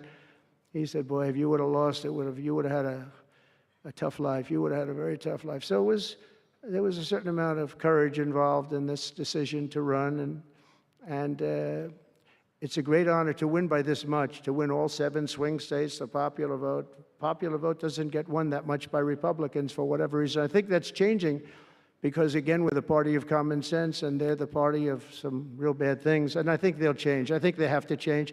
It would be wonderful. I'm going to be having lunch with some of the Democrats next week, and it would be wonderful if we could work together. I think working together would be great. But they have to change. You can't get elected on the programs that they want, and that's really what America wants to see. So there's nothing I'd rather do than what I'm doing right now.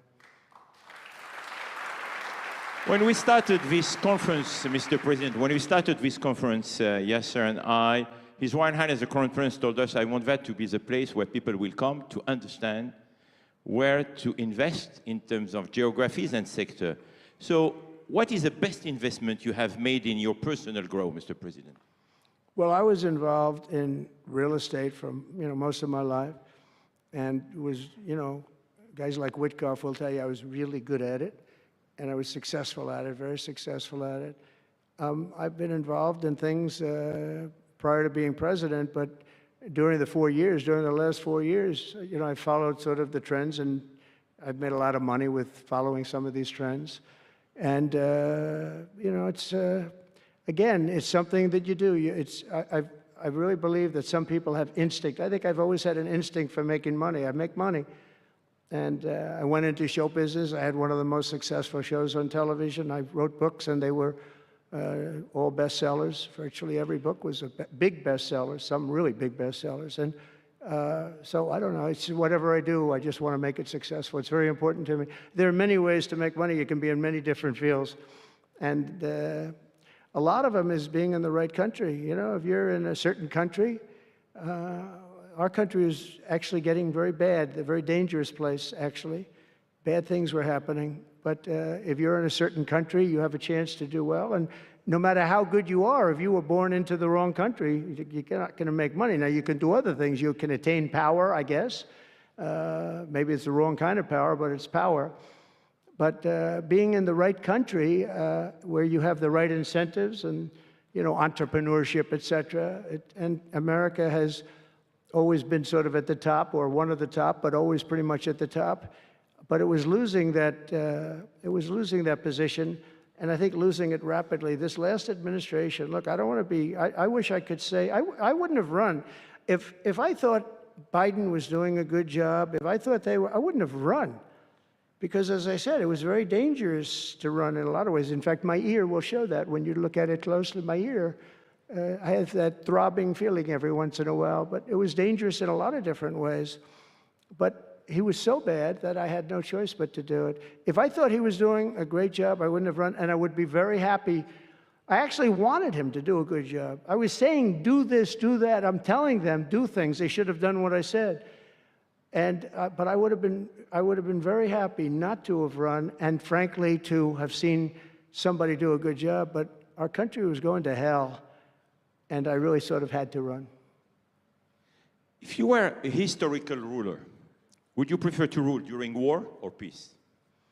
Well, I want to be, again, a peacemaker, and I want to keep us out of war. But sometimes to do that, you have to have a very strong country. You have to have a very strong military. And as I said, we have a much stronger military than anyone would know. We have the best equipment. And I bought a lot of it. I rebuilt our military in the first 4 years. I rebuilt it. We gave a lot of it away to Afghanistan, to the Taliban. Stupidly, but that's a very small amount relative. It was billions and billions, but it's still a very small amount relatively to what we built. But I largely rebuilt our military. Now I'm going to have to do it again because so much has been given away, so much has been treated so badly. But to keep peace, you really have to. I have a thing: strength through, and I mean it. You really have it. You have strength, and you need the strength. But it's really peace through strength, because without the strength, it's going to be very hard to have peace, because you're going to be taken over. Bad things are going to happen. So you really want to have peace through strength. And that's where I've done it. Having strength, having power in that sense to protect yourself and your people is a very important thing. Hopefully you don't have to use that power. I would tell you, I was dealing with President Putin very successfully on denuclearization. We were talking about it very seriously. And then COVID came and lots of things came, and we had also talked to China about it. Now, Russia and us have the biggest nuclear by far. China is not close, but they will be close. In 3 or 4 years or 5 years, they'll be equal. But we were going to talk to China, and I spoke to President Xi about it very successfully. I think we were going to denuclearize it. We had to get the smaller nuclear powers, of which there are 4, 3 maybe, but 4 probably, to do something. We would have been able to do that. But I was having very strong talks with President Putin about denuclearization. And, you know, if you're president, you get presentations about what we're building, what we're having, the power of weapons, the power of many things besides weapons per se. What I saw, the power of nuclear weapons, and we can never let that happen. If that happens, the ball game will be, the world will be destroyed. The power is so enormous. You look at Hiroshima, you look at Nagasaki, multiply that times 500 times, and the world would be destroyed. So you want somebody as your president, or you want somebody as your leader that understands that. We just can't let that happen. We can't let other countries get nuclear weapons. Not only Iran. Iran is a good example and maybe the one that people think about, but we can't let that happen. The power of weaponry today is so enormous that the world would disintegrate, so we can't let it happen. Mr. President, if you had to describe United States of America in just 3 words, what would they be? In 3 words? 3 words. Love, respect, and strength. That's a tough question. That might be my best answer, Yasser. That reminds me of high school, that one, but that may have been the toughest question, actually. Do you think Joe Biden could have done that? I don't think so. I don't think so. We're almost at the end, Mr. President, but talking about United States of America, what is one cultural habit in the US business that the rest of the world could learn from? What is the best practice that we Well, I think we love our country? families, but I think a lot of the world loves their families. You know, I was speaking to the head of Mexico because I complain constantly about people pouring in. Now our border is the strongest border we've ever had. We've gone from the worst border ever in history to the strongest border. But I was speaking to the president of Mexico, a very wonderful woman, actually, and I said, we were talking about drugs. You can't let people come through your country and come into the country. You know, I was not that nice, but they understood what I was saying. And she said something that really got me. She said, I said, you're not a big drug-taking nation? And she said, no, we are not a consumer. And I said, a consumer, what an interesting word. We're not a consumer nation. We're not a consumer of drugs. I said, what an interesting, and why is that? She said, well, we have very strong family values. I said, but we do too. We do too. We have very strong. Our families are devastated by what's happening with fentanyl, and China will not be doing. We're going to make a deal with China. They were not letting that happen anymore. And I had a deal, by the way, before I left. I had a deal with President Xi where they were going to give the maximum penalty to anybody making fentanyl and sending it into the United States. And their maximum penalty is the death penalty, and it would have stopped. But when the election turned out to be a rigged election, but that's okay. When an election turned out to be, it was an election that shouldn't have happened. All the things that happened. I'll give you an example. We wouldn't have had October 7th, Israel attack. We wouldn't have had Ukraine and Russia fighting. We wouldn't have had inflation. We wouldn't have had all of these things that, happened. But in speaking with her, she said about family values, I said, well, you're not really saying anything there because we have great families too. We have great family values. She said, plus we advertise a lot. I said, ooh, you mean you advertise about how bad drugs are? Yes, we do. We spend a lot of money on advertising. And I said, unbelievable. That was such a great conversation because we're going to spend hundreds of millions of dollars advertising how bad drugs are so that kids don't use them, that they chew up your brain, they destroy your teeth, your skin, your everything. And I thanked her for that. I make so many calls and I never learn anything from anybody. I know everything and I never learn anything from anybody. And I spoke to this woman. As soon as she said it, she didn't have to say exactly what. I said, exactly, what a great idea. And I think we're going to have, and I saw pieces of it, we're going to go in with $100 million and then another $100 million initially. But I saw some of the ads, and they are really violent. I said, you have to make them strong. Your skin practically comes off after a period of time. You lose your hearing. You lose your teeth. It is terrible. And we show this happening to people. And I think we're going to, we did very well with, we had blue ribbon committees headed up by the First Lady of the United States and a lot of other people that, they have no idea the viciousness of these cartels and these people. And they're smarts. I mean, they're very smart, tough people, making a fortune, by the way, an absolute fortune. But we got it down 18%, which was a record.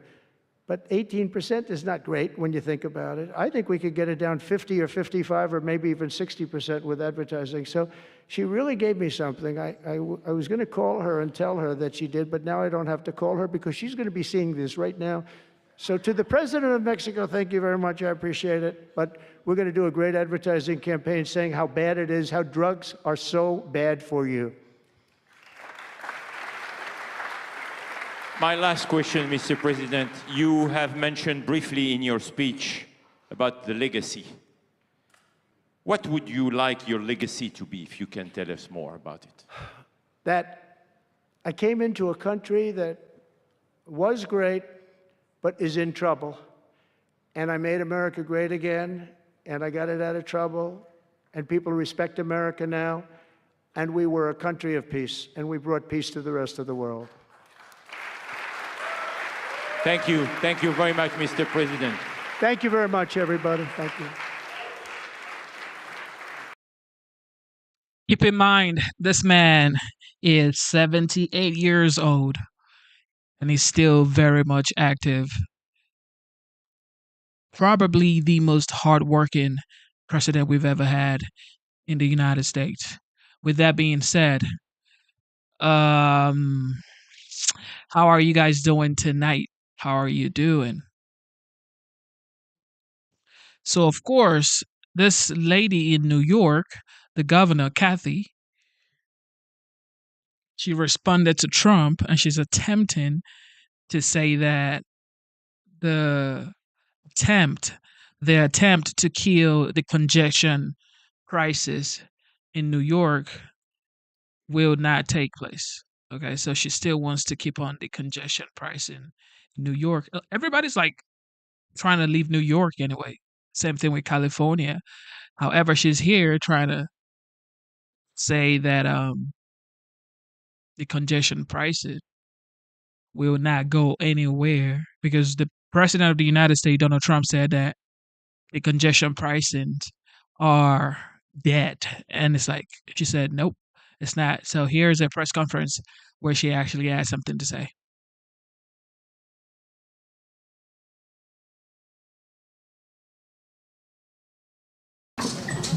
Good afternoon.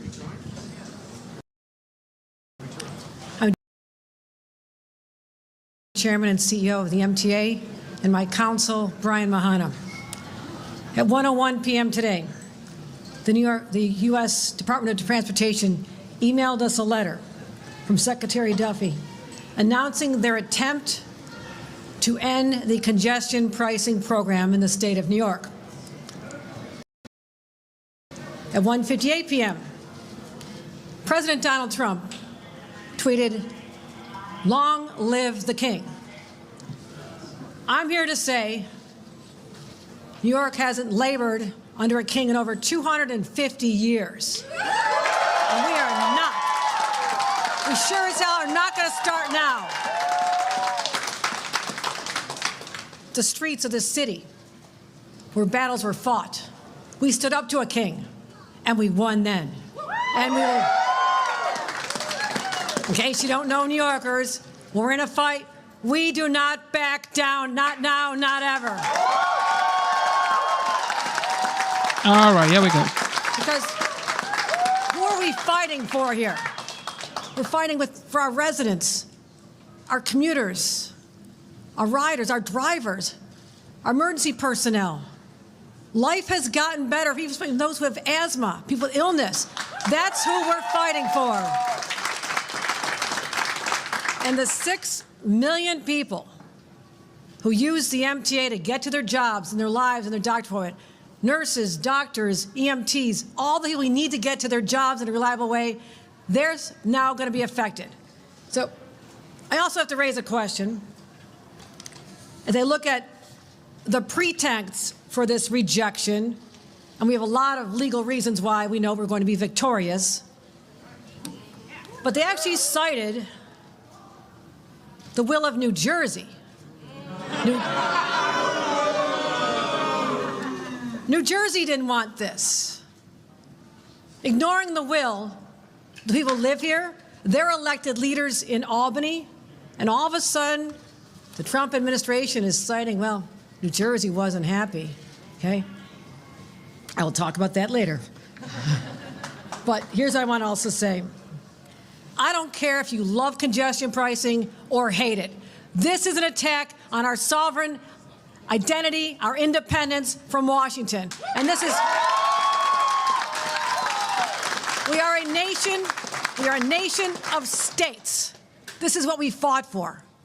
This is what people like Alexander Hamilton and others fought for, to set up a system where we are not subservient to a king or anyone else out of Washington. So this is the fight we're in. It's all about our sovereignty. And I spoke to the president many times in a reasonable way, calm way. You're a New Yorker. You know how essential it is to have safe, reliable public transit, or else this system shuts down. Our economy shuts down. The nation's economy could shut down. That's how essential we are. And one would think he would know that. And then you have others involved. I mean, it feels like, you know, it feels like the commuters of our tour against New York. And I have to say this to Secretary of Transportation Sean Duffy. It's not the real world, Sean.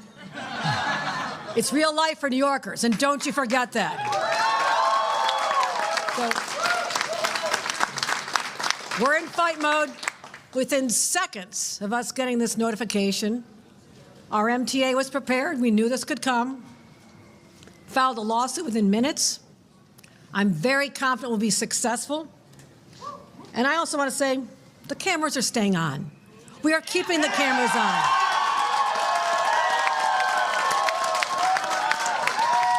Lights, cameras, action. They're staying on.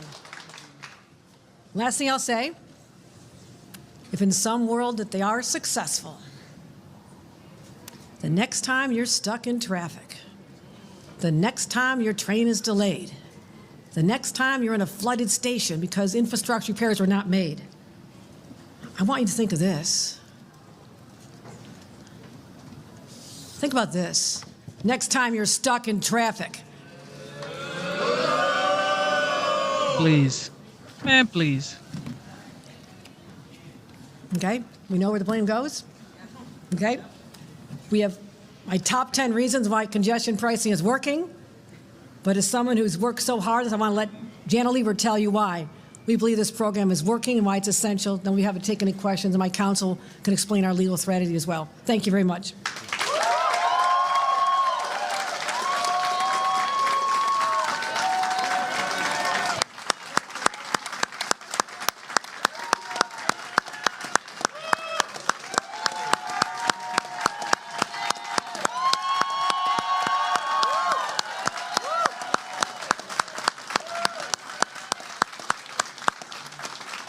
Wow.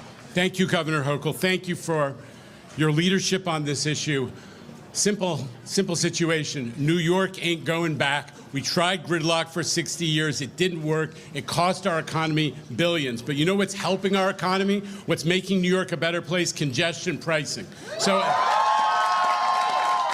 as the governor said, let me just take you through what's happened in the month and a half since tolling began. Traffic was down 9% in January. 1.2 million fewer vehicles entered the central business district, and that meant bus speeds and all speeds went way up, particularly express buses, people coming from areas where a lot of people drive. The cross streets, which are the death zone for drivers in Manhattan, anybody knows that. Canal Street, 34th Street, 57th Street, speeds are up, up, up. The streets are safer, half as many crashes, and that means pedestrians are not getting injured and killed.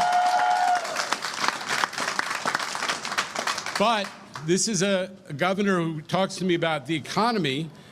There are fewer cars, but there are more people coming to the central business district. That's what you want.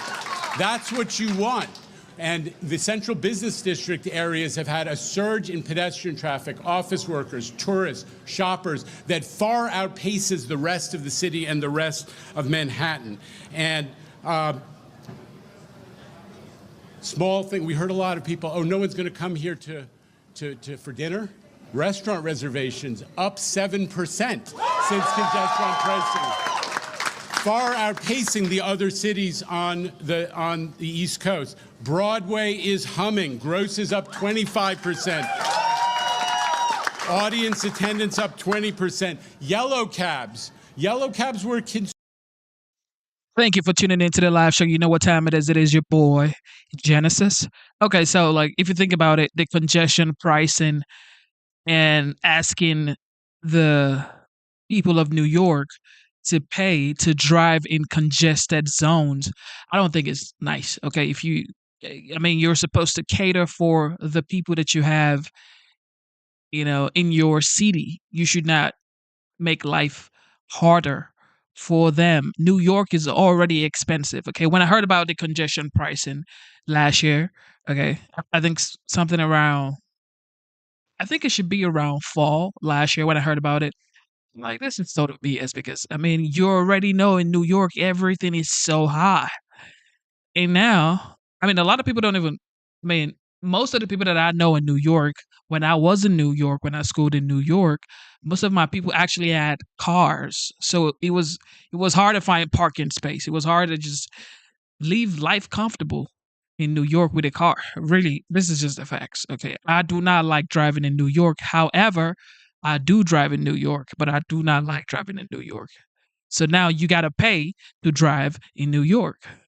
Well, in the congested zone, technically you pay to drive anywhere in the United States.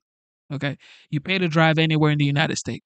It is just what it is, technically. Okay. If you actually think about it, anywhere in the United States, you actually pay to drive on the road. However, it's like paying for congested zones just because I'm trying to drive and get to my workplace or my family member or my home, or to pick my kids up from school. It's like, who's paying congested pricing for that?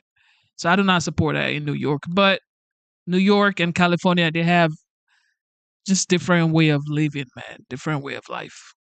concerned. They've had a hard time before COVID and during COVID. Their trips and their tips are up 10%. Their yellow cab drivers are seeing a lot more money. And a small fact that might, I don't know, interest President Trump. Commercial office leasing in the month of January of 2025 compared to 2024, up 61%. Is that a vote of confidence?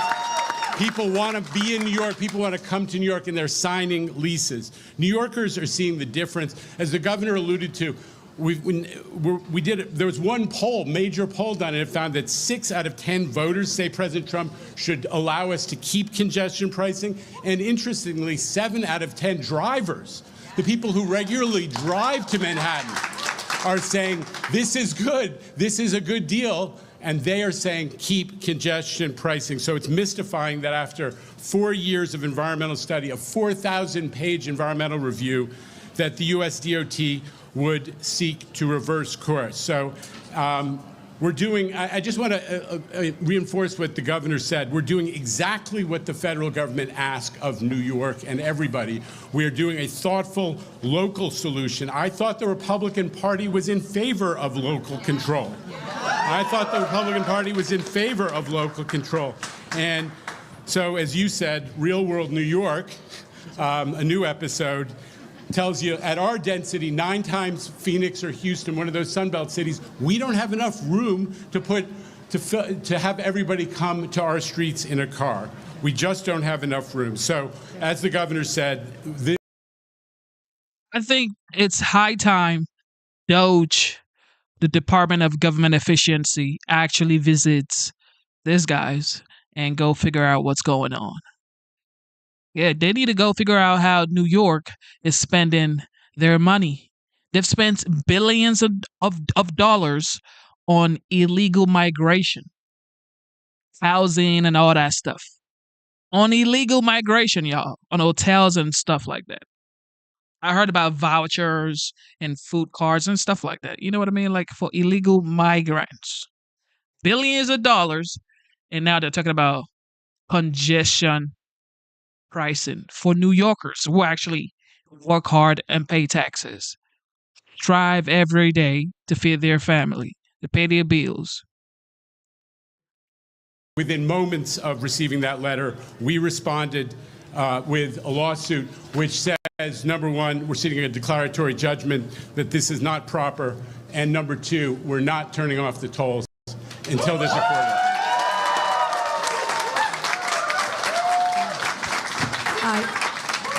I see I've been joined by a number of elected officials who've been real champions on this. Senator Brad Hoylman.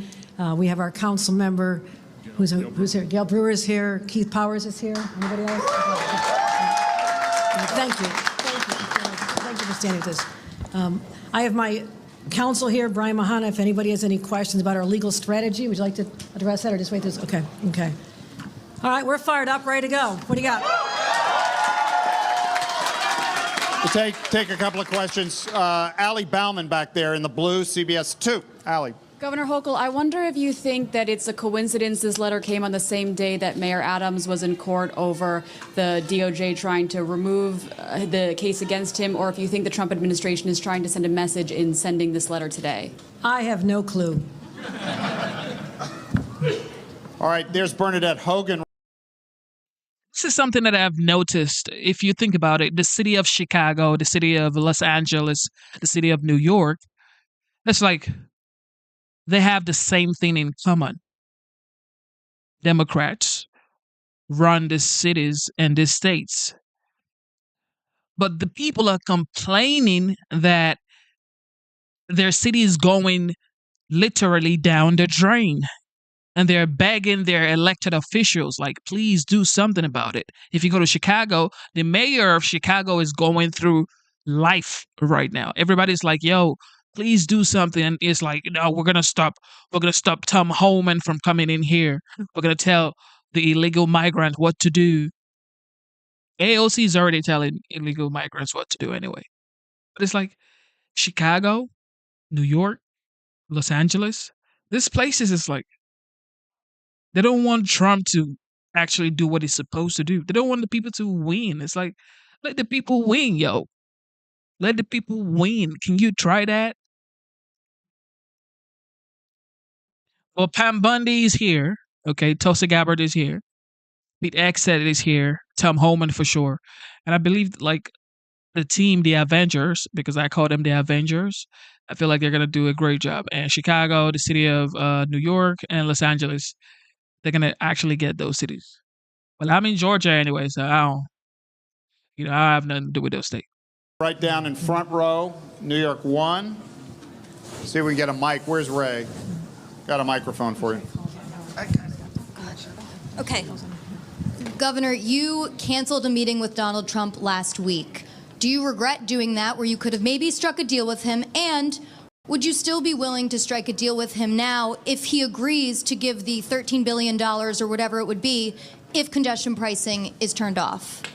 Bernadette, there is no connection between me saying to him last week, the day he invited me to come down to have this conversation, which I have been pursuing, and then 3 hours later, I see on national television that his Attorney General, Pam Bondi, is now saying she's filing charges against me as governor of New York.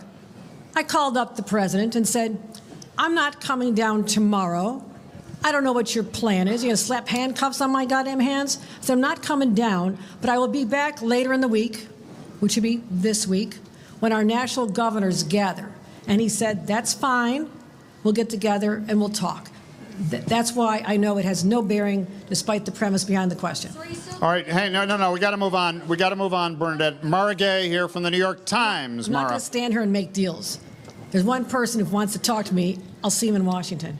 Governor, have you spoken to the president today since that letter came? Do you believe he's trying to, no. Do you believe he's trying to hurt New York City? And who is really in charge of New York City's government right now? Mayor Adams is the elected mayor of New York City. I'm the governor of New York. New York City is a subdivision of the state of New York. I also have responsibilities to make sure the services are provided to 8.3 million people that I also represent. I'm not concerned about that. There is a path forward to make sure we stabilize this city and its government. That is unrelated to this. I'm happy to talk to the president at any time, and that's I'll leave it at. What was it? Sorry, do you believe that the president of the United States is trying to hurt New York City and its economy? I said that I think our commuters are the roadkill on his revenge tour. Yes, I do. All right, Ramsey Khalifa back there. Ramsey from Gothamist WNYC. Ramsey. Governor, are you concerned that this is just the start of more punitive cuts down the road from the president? I mean, what have those conversations been like? Has he mentioned, for example, Penn Station and the future of that facility and that infrastructure? I'm the one who raised those issues to him. I spoke to him as a fellow New Yorker, as someone who knows this city better than any president since FDR. I talked to him about my vision, which could be a shared vision, to make major infrastructure investments here in this great city, looking at a place like Penn Station to make it be a gorgeous, spectacular place, expanding the 2nd Avenue subway up to Harlem so people can get good-paying jobs without spending half the day commuting down to Wall Street. I talked about the Interborough Express, why people from Queens and Brooklyn have to come into the city to go to their jobs or their homes. I've shared with him a vision. I actually put together a beautiful PowerPoint. Got a lot of nice pictures. I plan on handing that to him when I see him this week. So I still believe there's an opportunity, because I never say never. I'm not going to presume that he's going to try to continue to undermine our integrity as a New York State, especially when they see we're not going to bow to the king. Never have, never will. So that's the message I'm delivering. All right, Jenny Kane back there from the Associated Press. Jenny, AP. Oh, thank you. Well, since we have been talking about Mayor Adams, can you share with us your Next latest? question. No, we're gonna move on to Evan Simcoe Bednarski from the New York Daily News. Governor, the president has characterized the conversations that you had leading up to this as discussions, negotiations. Given what happened today, was he negotiating, was he discussing in good faith? Can you talk about what, if anything, he offered? No, I cannot. I'm not going to divulge private conversations other than I know my objective. My objective is to secure the most federal dollars I can, because I have to make people in Washington understand if this city is crippled because we do not make the investments, make sure the Long Island Railroad is functioning at high level, Metro North is functioning, our entire subway system, they all have to be running in a reliable, safe way, or we shut down. And the ripple effect, not just across New York, but across the nation, is powerful. At a time when our economy is under siege from Washington, we live in a state where people are terrified of tariffs. Terrified of tariffs, whether you're a farmer in upstate New York or someone who's trying to buy steel to build one of the largest manufacturing facilities in American history. I've got a lot of challenges, but I am always one who's willing to sit at the table, say, what do you need, what do I need, and how do we get it done? I'm not ever closing the door on that. Rebecca Lewis right there, City and State in front. Hi, Governor. You use some pretty fiery language, perhaps the strongest that I've heard you use since Trump became president. You called this an attack on New York's sovereignty. Is this marking a new era of your approach to the Trump administration, or should we expect to see more resistance from you to things that he's doing, or are you still going to continue your strategy of trying to find middle ground and, maybe not poking the bear? I think the bear has been poked. But I'm saying this. I want you to know this. I have said on national shows, I've been asked countless, are you leading the resistance? No, I'm governing the great state of New York. I will continue taking on the issues when they have an effect on New Yorkers. I don't need to be playing whack-a-mole every time something crazy comes out of Washington. You need to see me doing a press conference or tweeting about it. That's not how I have effective leadership. I need to pick my fights. And as someone who's watched, well, I watched a lot of First Blood, okay? You probably don't know what it is. Everybody watch First Blood?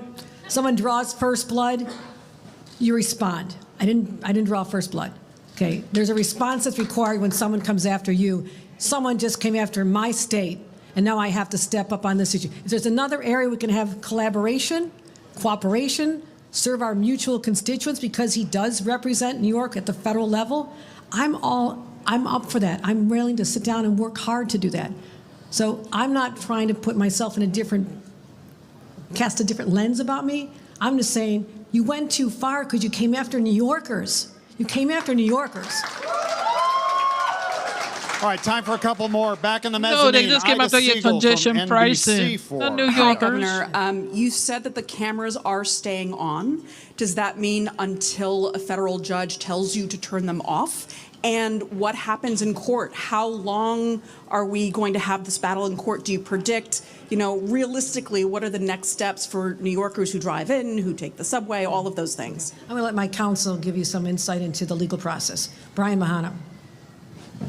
So the MTA has filed its action, as the governor said, right after we received a letter from federal DOT, and we're seeking a declaratory judgment, making clear that the congestion pricing program is fully authorized. Obviously, that will take some time, but until a judge rules, these cameras are staying on, and we expect the judge to rule in our favor.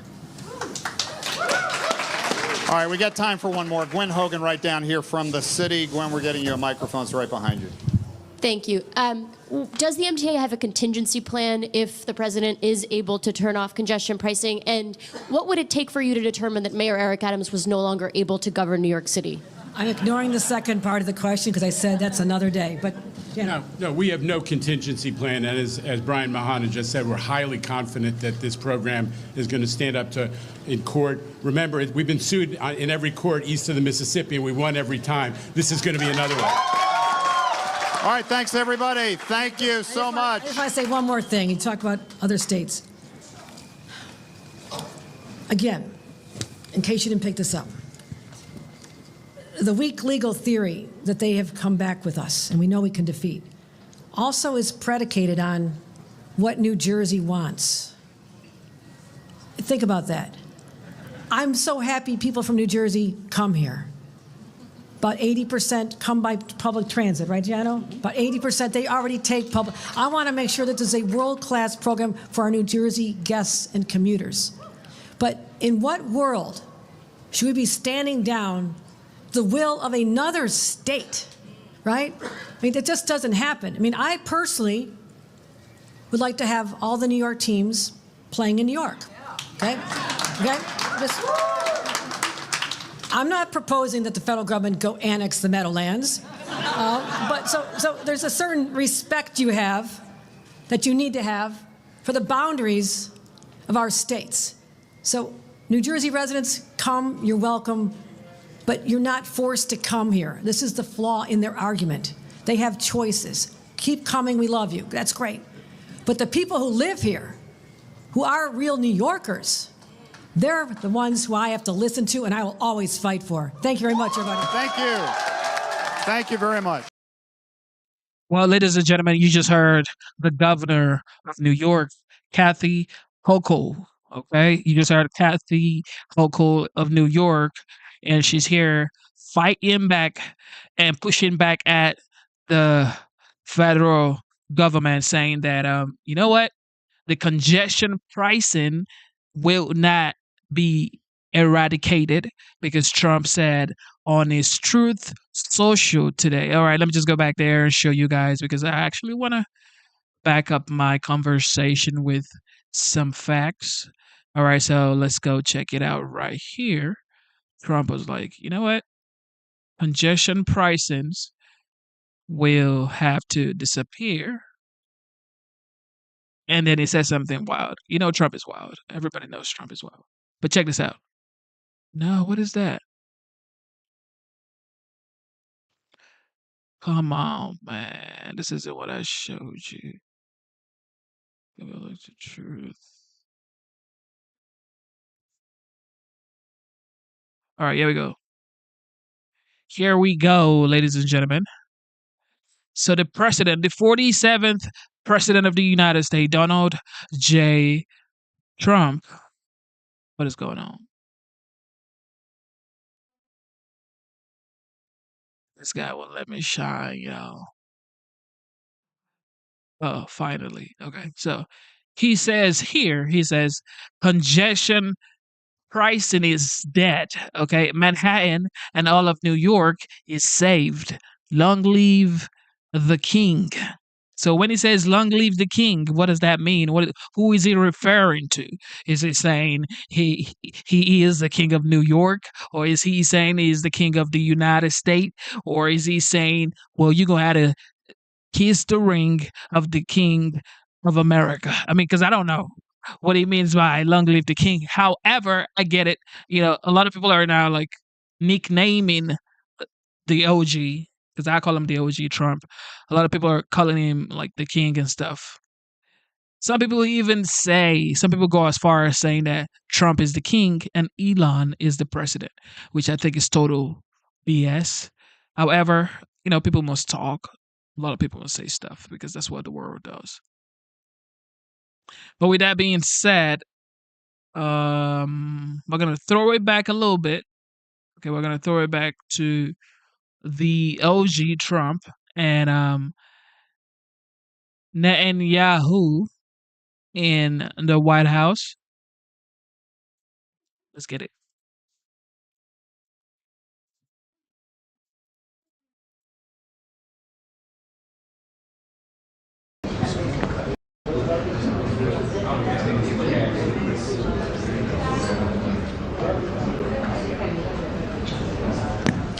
Ladies and gentlemen, the President of the United States and the Prime Minister of the State of Israel.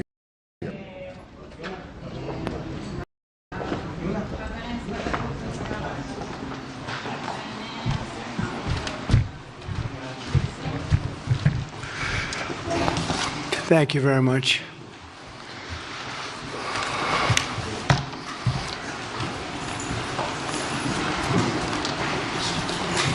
That's a lot of press. Congratulations. You bring them out. You really bring them out. Today, I'm delighted to welcome Israeli Prime Minister Benjamin Netanyahu back to the White House. It's a wonderful feeling and a wonderful event. We had fantastic talks. And thank you very much with your staff. He's the first foreign head of state to visit during our administration. And Bibi, I want to say it's an honor to have you with us. Over the past 4 years, the U.S. and the Israeli alliance has been tested more than any time in history. But the bonds of friendship and affection between the American and Israeli people have endured for generations, and they are absolutely unbreakable. They are unbreakable. I'm confident that under our leadership, the cherished alliance between our two countries will soon be stronger than ever. We had a great relationship. We had great victories together 4 years ago. Not so many victories over the past 4 years, however. In my first term, Prime Minister and I forged a tremendously successful partnership that brought peace and stability to the Middle East like it hadn't seen in decades. Together, we defeated ISIS. We ended the disastrous Iran nuclear deal, one of the worst deals ever made, by the way, and imposed the toughest ever sanctions on the Iranian regime. We starved Hamas and Iran's other terrorist proxies, and we starved them like they had never seen before. Resources and support disappeared for them. I recognized Israel's capital, opened the American embassy in Jerusalem, and got it built, by the way.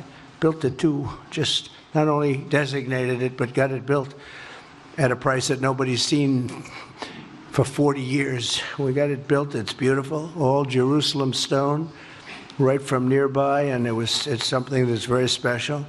And recognized Israeli sovereignty over the Golan Heights, something that they talked about for 70 years, and they weren't able to get it, and I got it.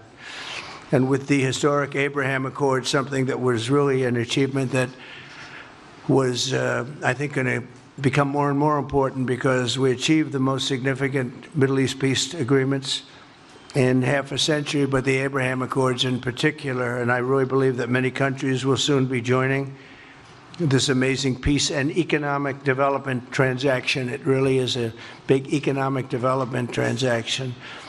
I think we're going to have a lot of people signing up very quickly. Unfortunately, for 4 years, nobody signed up. Nobody did anything for 4 years except in the negative. Unfortunately, the weakness and incompetence of those years, those past 4 years, the grave damage around the globe that was done, including in the Middle East, grave damage all over the globe. The horrors of October 7th would never have happened if I were president. The Ukraine and Russia disaster would never have happened if I were president. Over the past 16 months, Israel has endured a sustained, aggressive, and murderous assault on every front, but they fought back bravely. You see that and you know that. What we have witnessed is an all-out attack on the very existence of a Jewish state in the Jewish homeland. The Israelis have stood strong and united in the face of an enemy that has kidnapped, tortured, raped, and slaughtered innocent men, women, children, and even little babies. I want to salute the Israeli people for meeting this trial with courage and determination and unflinching resolve. They have been strong. In our meetings today, the Prime Minister and I focused on the future, discussing how we can work together to ensure Hamas is eliminated and ultimately restore peace to a very troubled region. It's been troubled, but what's happened in the last 4 years has not been good. I want to thank Prime Minister Netanyahu for working closely with my transition team, the Special Envoy Steve Witkoff, who's here somewhere. Steve? Stand up, Steve, please. What a job you've done. What a good job you've done. Proud of you. Done a fantastic job. National Security Advisor Mike Waltz. Thank you, Mike, for working so well with us. Thank you. We have, in addition, Marco Rubio, who is on the phone right now, listening to every single word that we say, and he's going to be great. And Pete, congratulations. And Scott, congratulations. I see you're here. And Caroline's been doing a great job. She's really probably talked about more than anybody here. She's done a fantastic job, and thank you very much, Caroline. We're proud of you. But we'll only be satisfied when all of these problems are solved, and we have the team to solve them, and that's going to happen. And it's going to happen, I think, very quickly.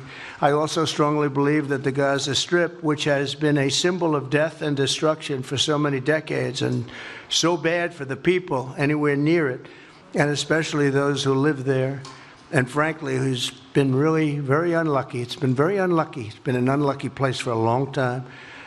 Being in its presence just has not been good, and it should not go through a process of rebuilding and occupation by the same people that have really stood there and fought for it and lived there and died there and lived a miserable existence there. Instead, we should go to other countries of interest with humanitarian hearts, and there are many of them that want to do this, and build various domains that will ultimately be occupied by the 1.8 million Palestinians living in Gaza, ending the death and destruction and, frankly, bad luck. This can be paid for by neighboring countries of great wealth.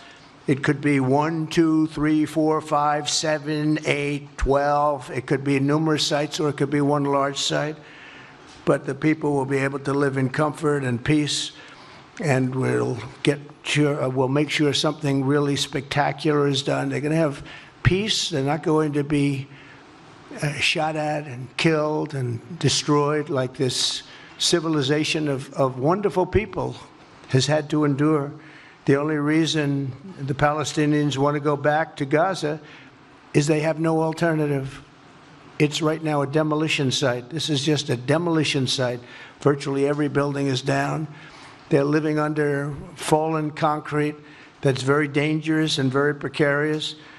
They instead can occupy all of a beautiful area with homes and safety, and they can live out their lives in peace and harmony instead of having to go back and do it again. The U.S. will take over the Gaza Strip, and we will do a job with it, too. We'll own it and be responsible for dismantling all of the dangerous unexploded bombs and other weapons on the site, level the site and get rid of the destroyed buildings, level it out, create an economic development that will supply unlimited numbers of jobs and housing for the people of the area. Do a real job, do something different. Just can't go back. If you go back, it's going to end up the same way it has for 100 years. I'm hopeful that this ceasefire could be the beginning of a larger and more enduring peace that will end the bloodshed and killing once and for all. With the same goal in mind, my administration has been moving quickly to restore trust in the alliance and rebuild American strength throughout the region. And we've really done that. We're a respected nation again. A lot's happened in the last couple of weeks. We are actually a very respected nation again.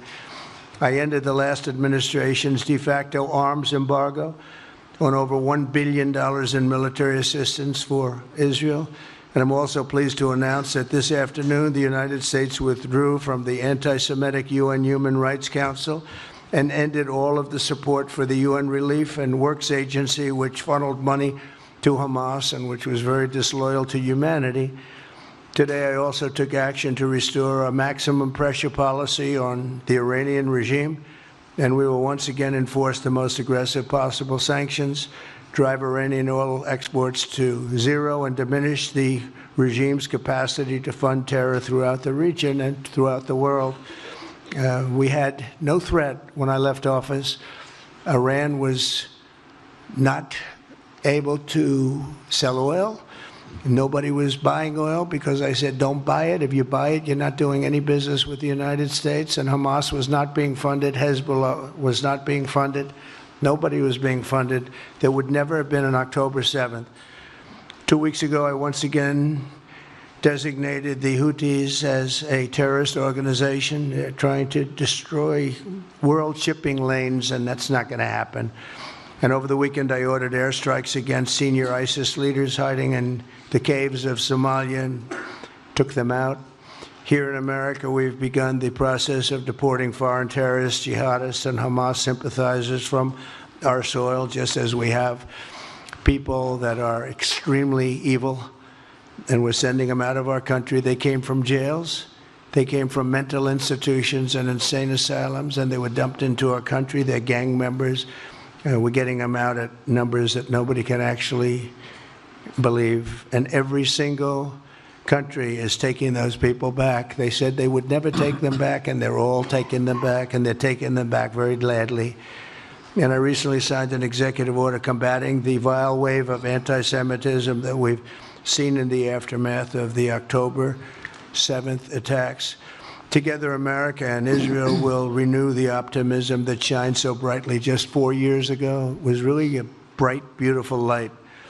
We will restore calm and stability to the region and expand prosperity, opportunity, and hope to our nations and for all people of the Middle East, including the Arab and Muslim nations. Very important. We want the Arab and Muslim nations to have peace and have tranquility and have great lives. I'd like to now invite Prime Minister Netanyahu to say a few words, and we'll take some questions afterwards. Thank you very much. Thank you, Mr. President. I'm honored that you invited me to be the first foreign leader to visit the White House in your second term. This is a testament to your friendship and support for the Jewish state and the Jewish people. I've said this before, I'll say it again. You are the greatest friend Israel has ever had in the White House.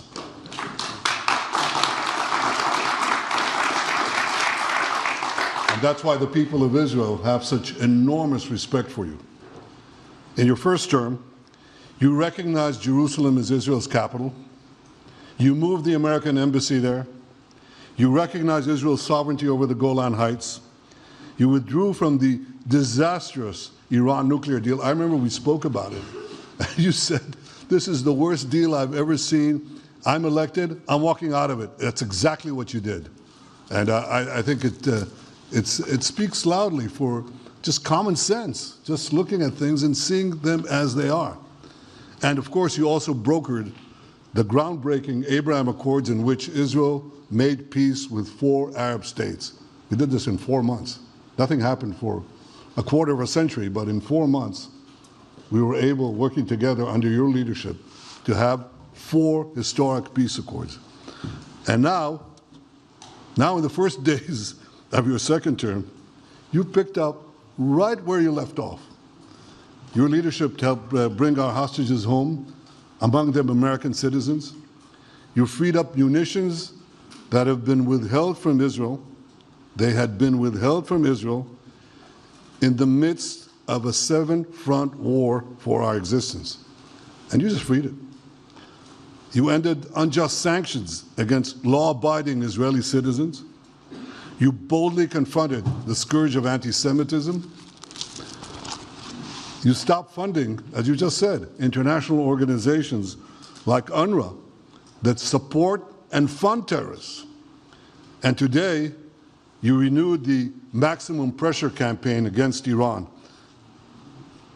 Ladies and gentlemen, all this in just 2 weeks. Can we imagine where we'll be in 4 years? I can. I know you can, Mr. President. For our part, we in Israel have been pretty busy too. Since the horrendous October 7th attack, we've been fighting our common enemies and changing the face of the Middle East. On that infamous day, Hamas monsters savagely murdered 1,200 innocent people, including more than 40 Americans. They beheaded men, they raped women, they burnt babies alive, and they took 251 people hostage to the dungeons of Gaza. And after this worst attack on Jews since the Holocaust, Iran and its henchmen in the Middle East were absolutely ecstatic. Haniya praised the massacre. Sinwar said that Israel was finished.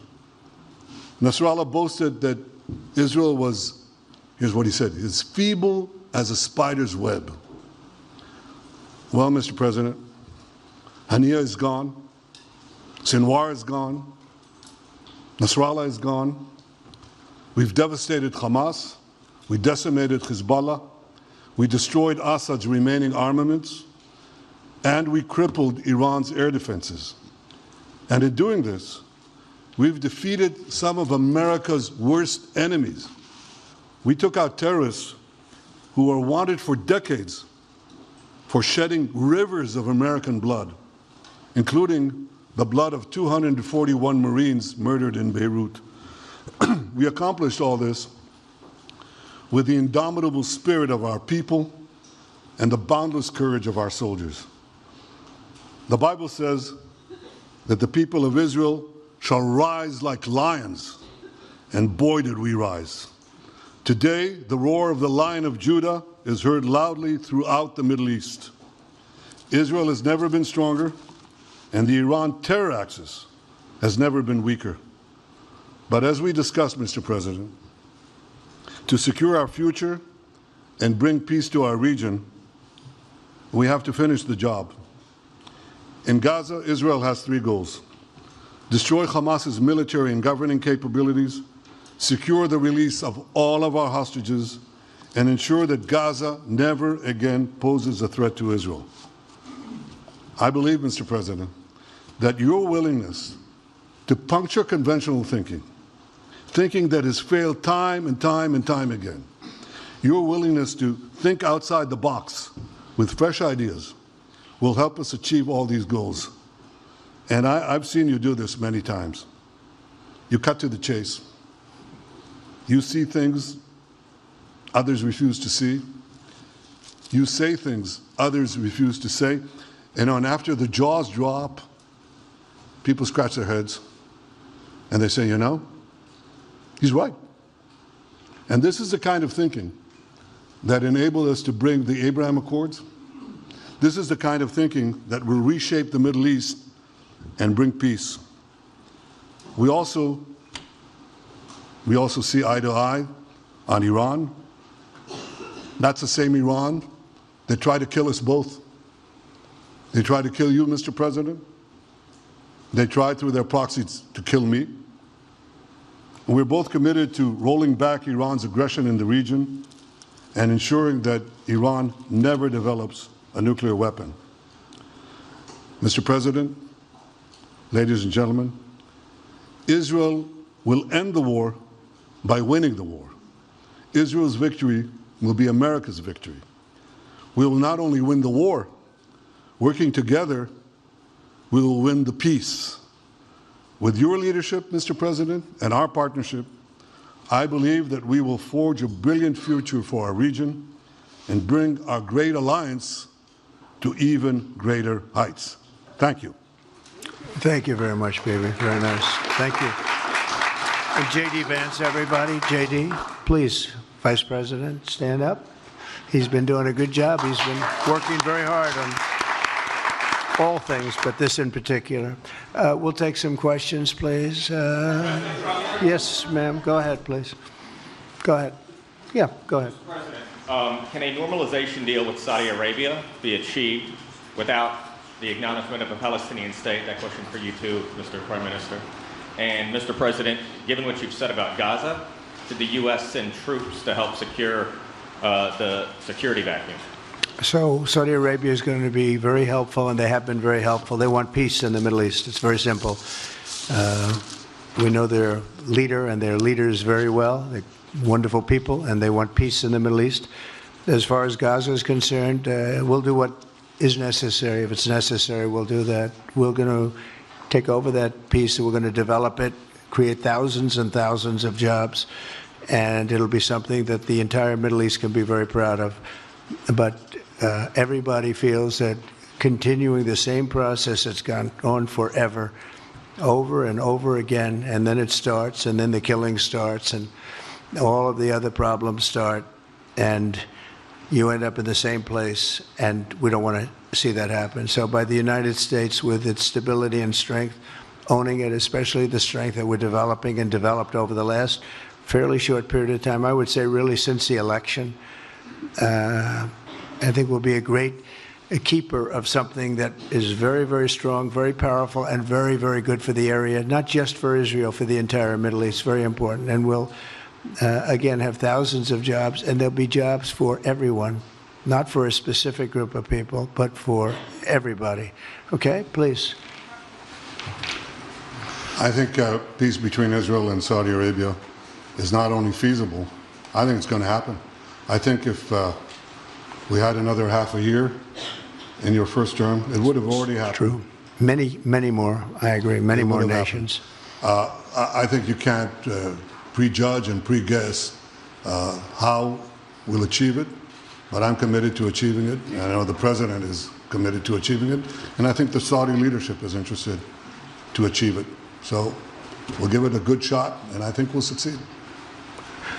Yeah, please, go ahead.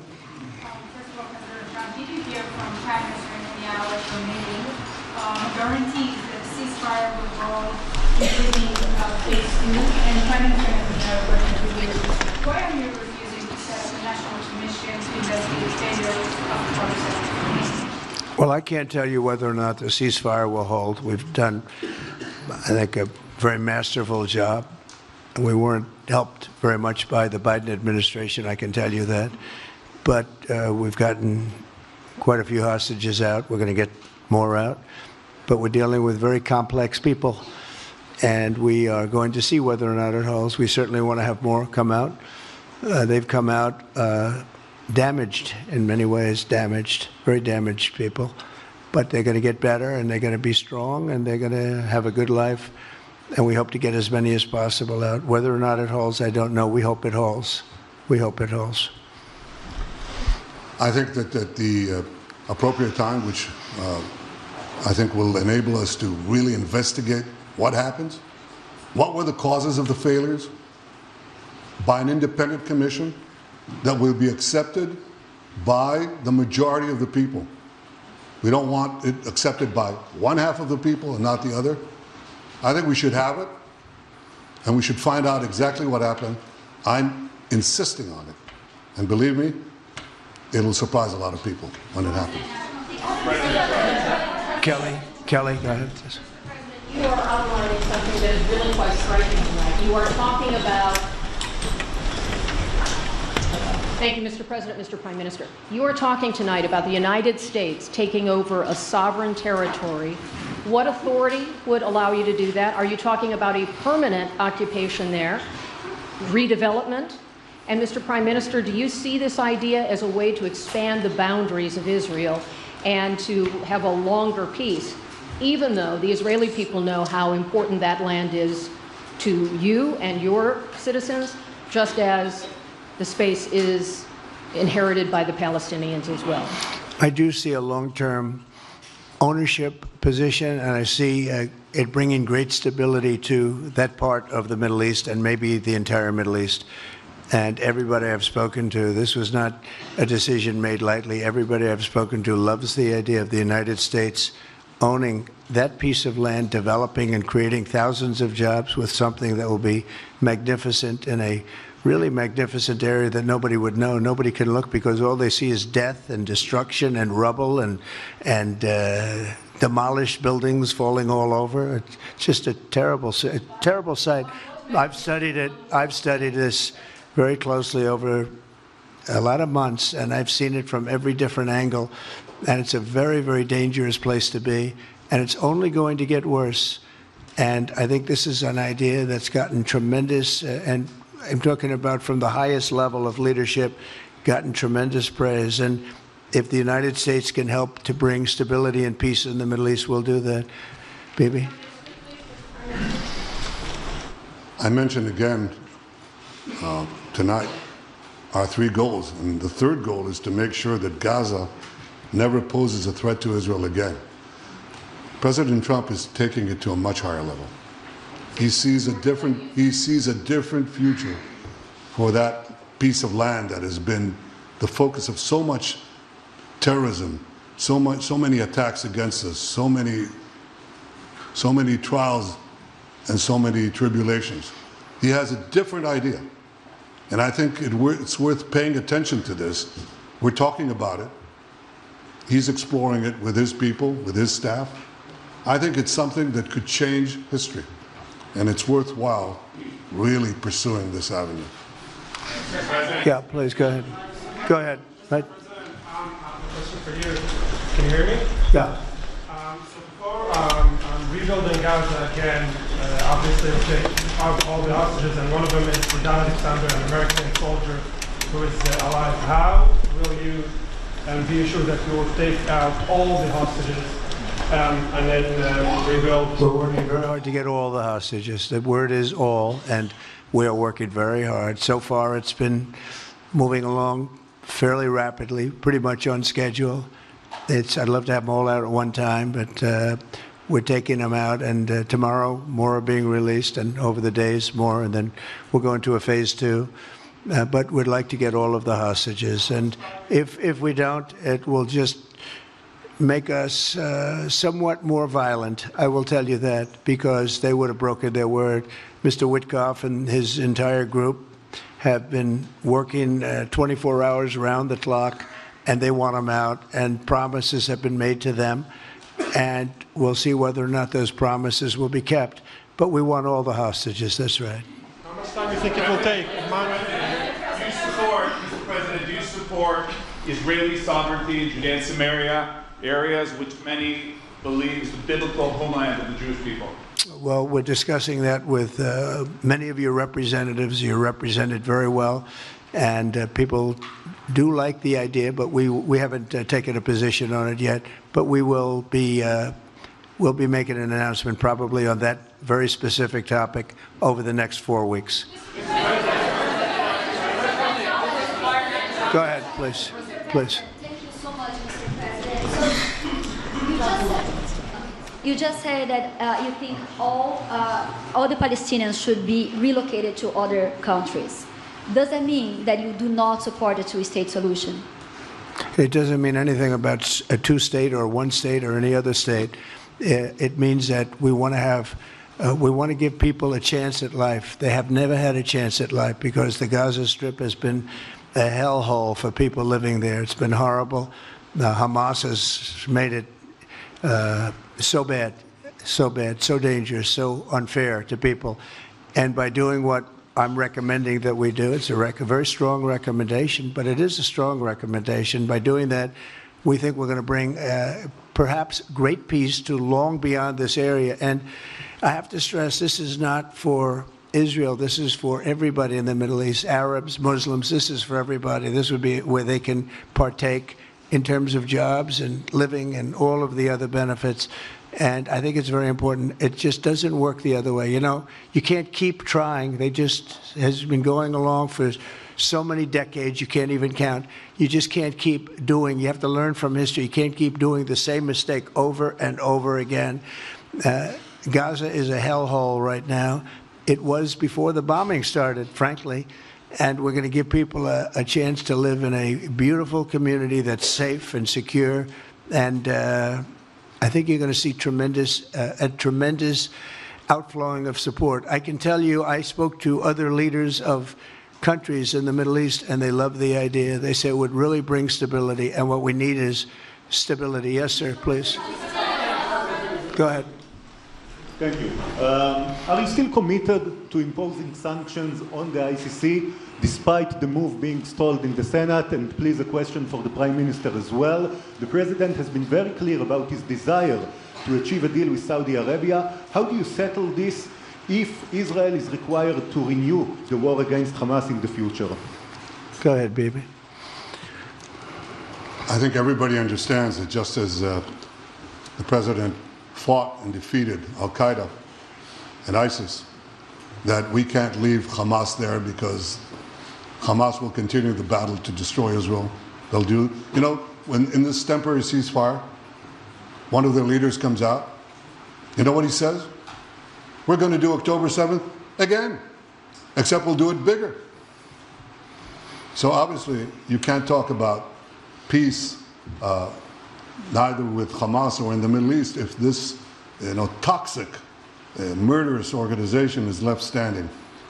Any more than you could make peace in Europe after World War II if the Nazi regime was left standing and the Nazi army was left standing.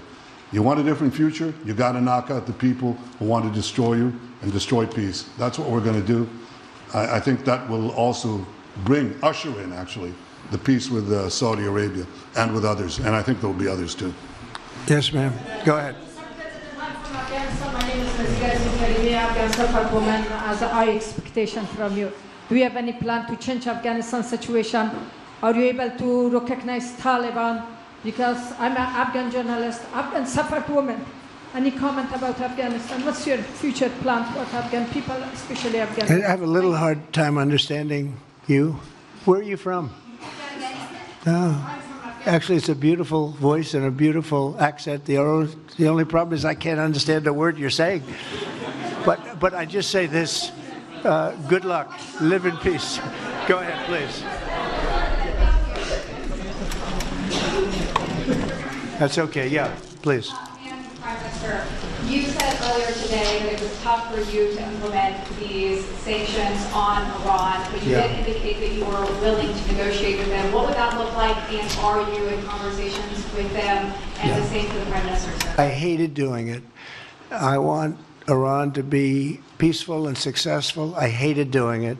I did it once before, and we brought them down to a level where they were unable to give any money. They had to survive themselves, and they had no money. They were essentially broke, and they had no money for, as I said, Hezbollah. They had no money for Hamas. They had no money for any form of terror. The 28, if you call it, the 28 sites of terror, they had no money for any of it. They had to do their own and focus on their own well-being. And I hated to do it then, and I hate to do it just as much now. And I say this, and I say this to Iran, who's listening very intently. I would love to be able to make a great deal, a deal where you can get on with your lives and you'll do wonderfully. You'll do wonderfully. Incredible people, industrious, beautiful, just an unbelievable group of people in Iran. and I know them well, have many friends from Iran and many friends that are Americans from Iran, and they're very proud of Iran. But I hated to do it, just so you understand. And I hope we're going to be able to do something so that it doesn't end up in a very catastrophic situation. I don't want to see that happen. I really want to see peace, and I hope that we're able to do that. They cannot have a nuclear weapon. It's very simple. I'm not putting restrictions. They cannot have one thing. They cannot have a nuclear weapon. And if I think that they will have a nuclear weapon, despite what I just said, I think that's going to be very unfortunate for them. If, on the other hand, they can convince us that they won't, and I hope they can. It's very easy to do. It's actually very easy to do. I think they're going to have an unbelievable future. Yeah, please, sir, go ahead. Thank you, Mr. President. You just laid out your plan for Gaza. Yes. Can you lay out your plan for Ukraine and also... For Ukraine? For Ukraine, yes. You consider yourself a strong leader. You blamed your predecessor for letting Russia to take over Ukraine. Will you demand from Putin to get out of Ukraine, from sovereign territory of Ukraine? So we're dealing right now on the subject. I don't want to spend a lot of time because we're here for another reason, but we are having very good talks, very constructive talks on Ukraine. And we are talking to the Russians. We're talking to the Ukrainian leadership. It would have never happened. That would have never happened. It should have never happened. I get reports every week, the number of soldiers, mostly soldiers now. The cities have been largely demolished. You talk about a very sad sight to see. We talk Gaza. Well, many of these cities look as bad as Gaza and worse, what's happened to them. And I want to see that end. And I want to see it end for one simple reason, the life of young people being absolutely obliterated on both sides. You probably have 700,000 Ukrainian soldiers dead, 800,000, maybe more Russian soldiers dead. It's very flat land, and the only thing that's going to stop a bullet is a human body. In this case, usually soldiers.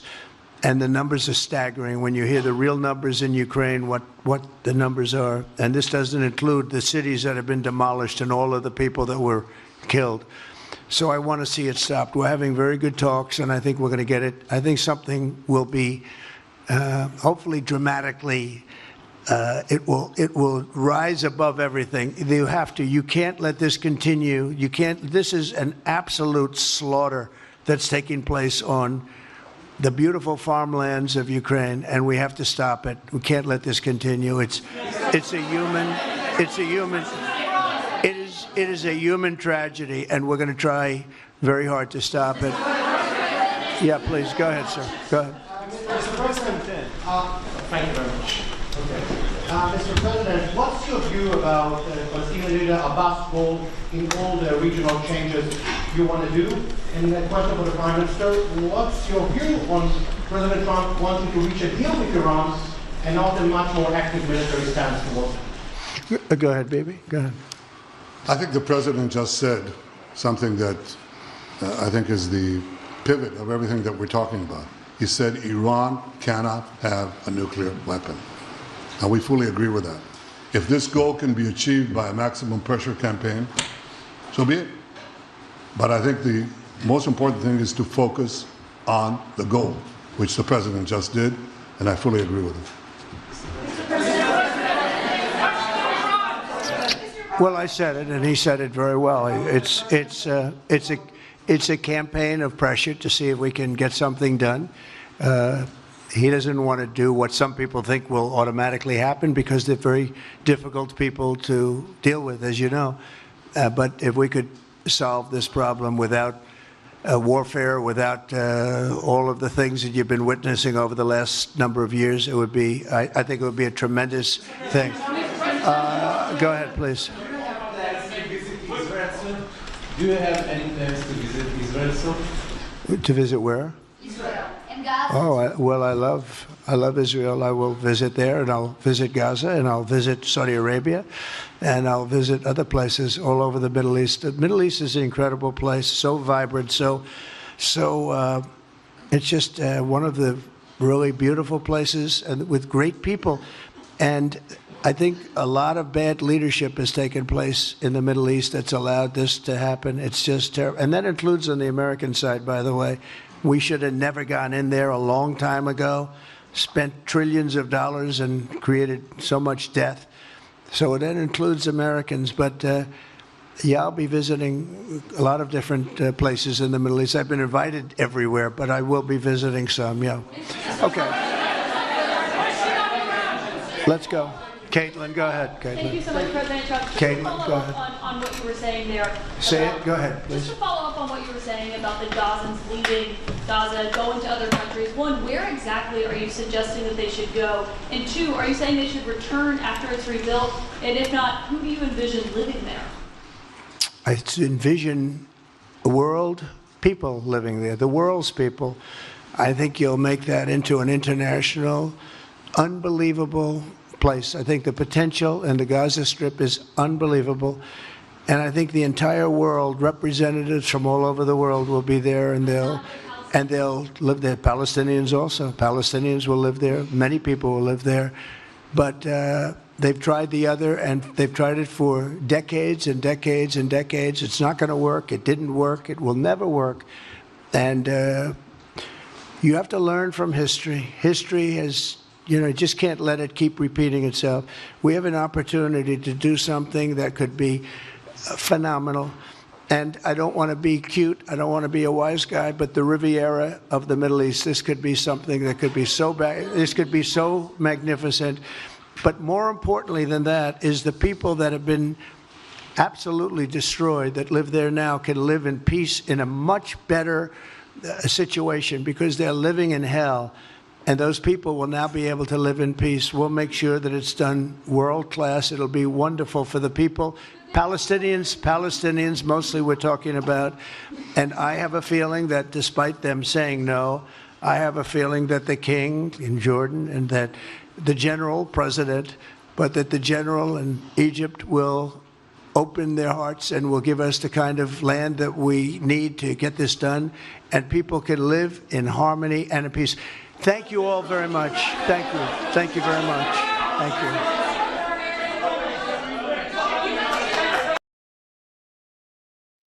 Thank you for tuning into the live show. You know what time it is. It is your boy, Genesis. Of course, you've heard the 47th. He just had a press conference with, well, this isn't like recently. This was on the 4th of February. He had a press conference with the Prime Minister of Netanyahu. And, yeah, man, I have missed a lot. Okay, so we're just going to do like a little recap.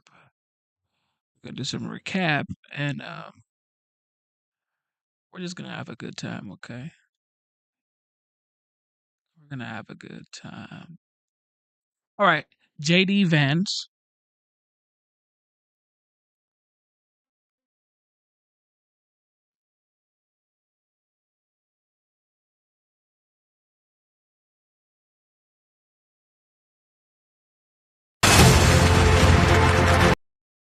We have here.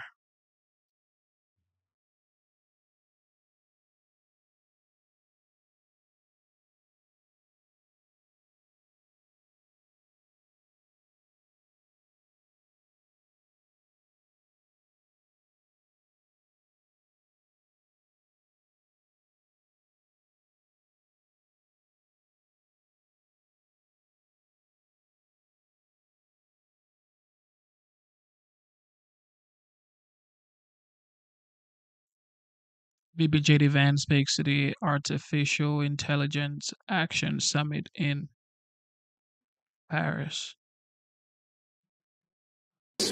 It would mean paralyzing one of the most promising technologies we have seen in generations. Now, with that in mind, I'd like to make 4 main points today. Number 1, this administration will ensure that American AI technology continues to be the gold standard worldwide, and we are the partner of choice for others, foreign countries, and certainly businesses as they expand their own use of AI. Number 2, We believe that excessive regulation of the AI sector could kill a transformative industry just as it's taking off, and will make every effort to encourage pro-growth AI policies. And I like to see that deregulatory flavor making its way into a lot of the conversations this conference. Number 3, we feel very strongly that AI must remain free from ideological bias, and that American AI will not be co-opted into a tool for authoritarian censorship. And finally, number 4, the Trump administration will maintain a pro-worker growth path for AI, so it can be a potent tool for job creation in the United States. And I appreciate Prime Minister Modi's point. AI, I really believe, will facilitate and make people more productive. It is not going to replace human beings. It will never replace human beings. And I think too many of the leaders in the AI industry, when they talk about this fear of replacing workers, I think they really miss the point. AI, we believe, is going to make us more productive, more prosperous, and more free. The United States of America is the leader in AI, and our administration plans to keep it that way. The U.S. possesses all components across the full AI stack, including advanced semiconductor design, frontier algorithms, and, of course, transformational applications. Now, the computing power this stack requires is integral to advancing AI technology.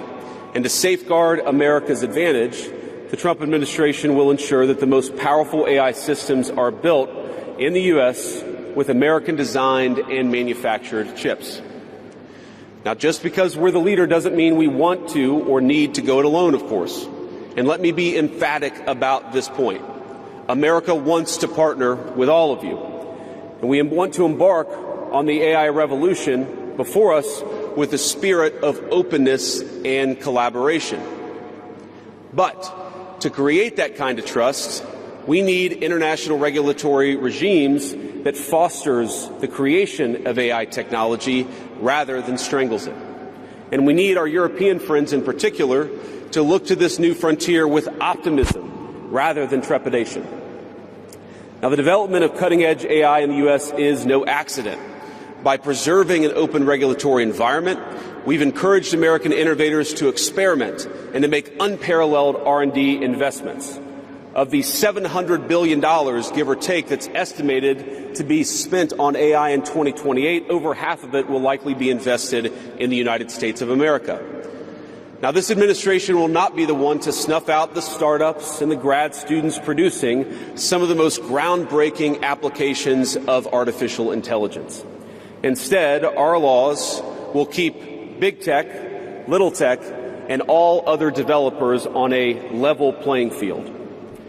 Now, with the President's recent executive order on AI, we're developing an AI action plan that avoids an overly precautionary regulatory regime while ensuring that all Americans benefit from the technology and its transformative potential.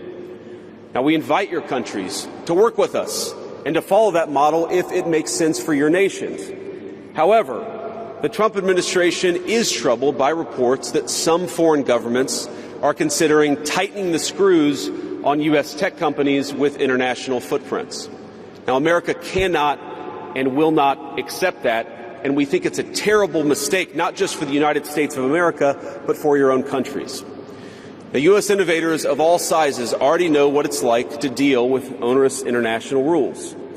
Many of our most productive tech companies are forced to deal with the EU's Digital Services Act and the massive regulations it created about taking down content and policing so-called misinformation. And of course, we want to ensure the Internet is a safe place, but it is one thing to prevent a predator from preying on a child on the Internet, and it is something quite different to prevent a grown man or woman from accessing an opinion that the government thinks is misinformation. Meanwhile, for smaller firms, navigating the GDPR means paying endless legal compliance costs or otherwise risking massive fines.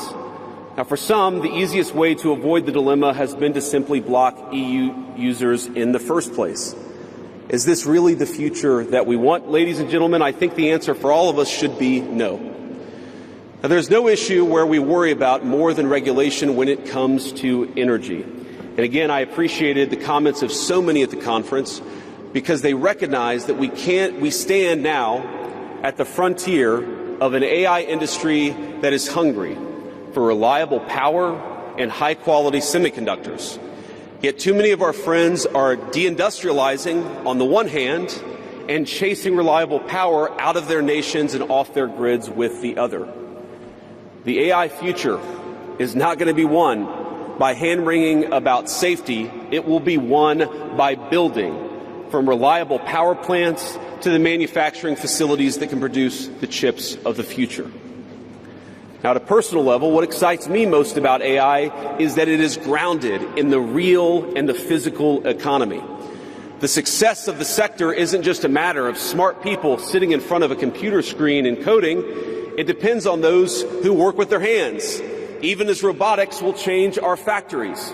It will certainly make our healthcare providers better at treating diseases, but it will also depend on the data produced by those healthcare providers, by those doctors and nurses.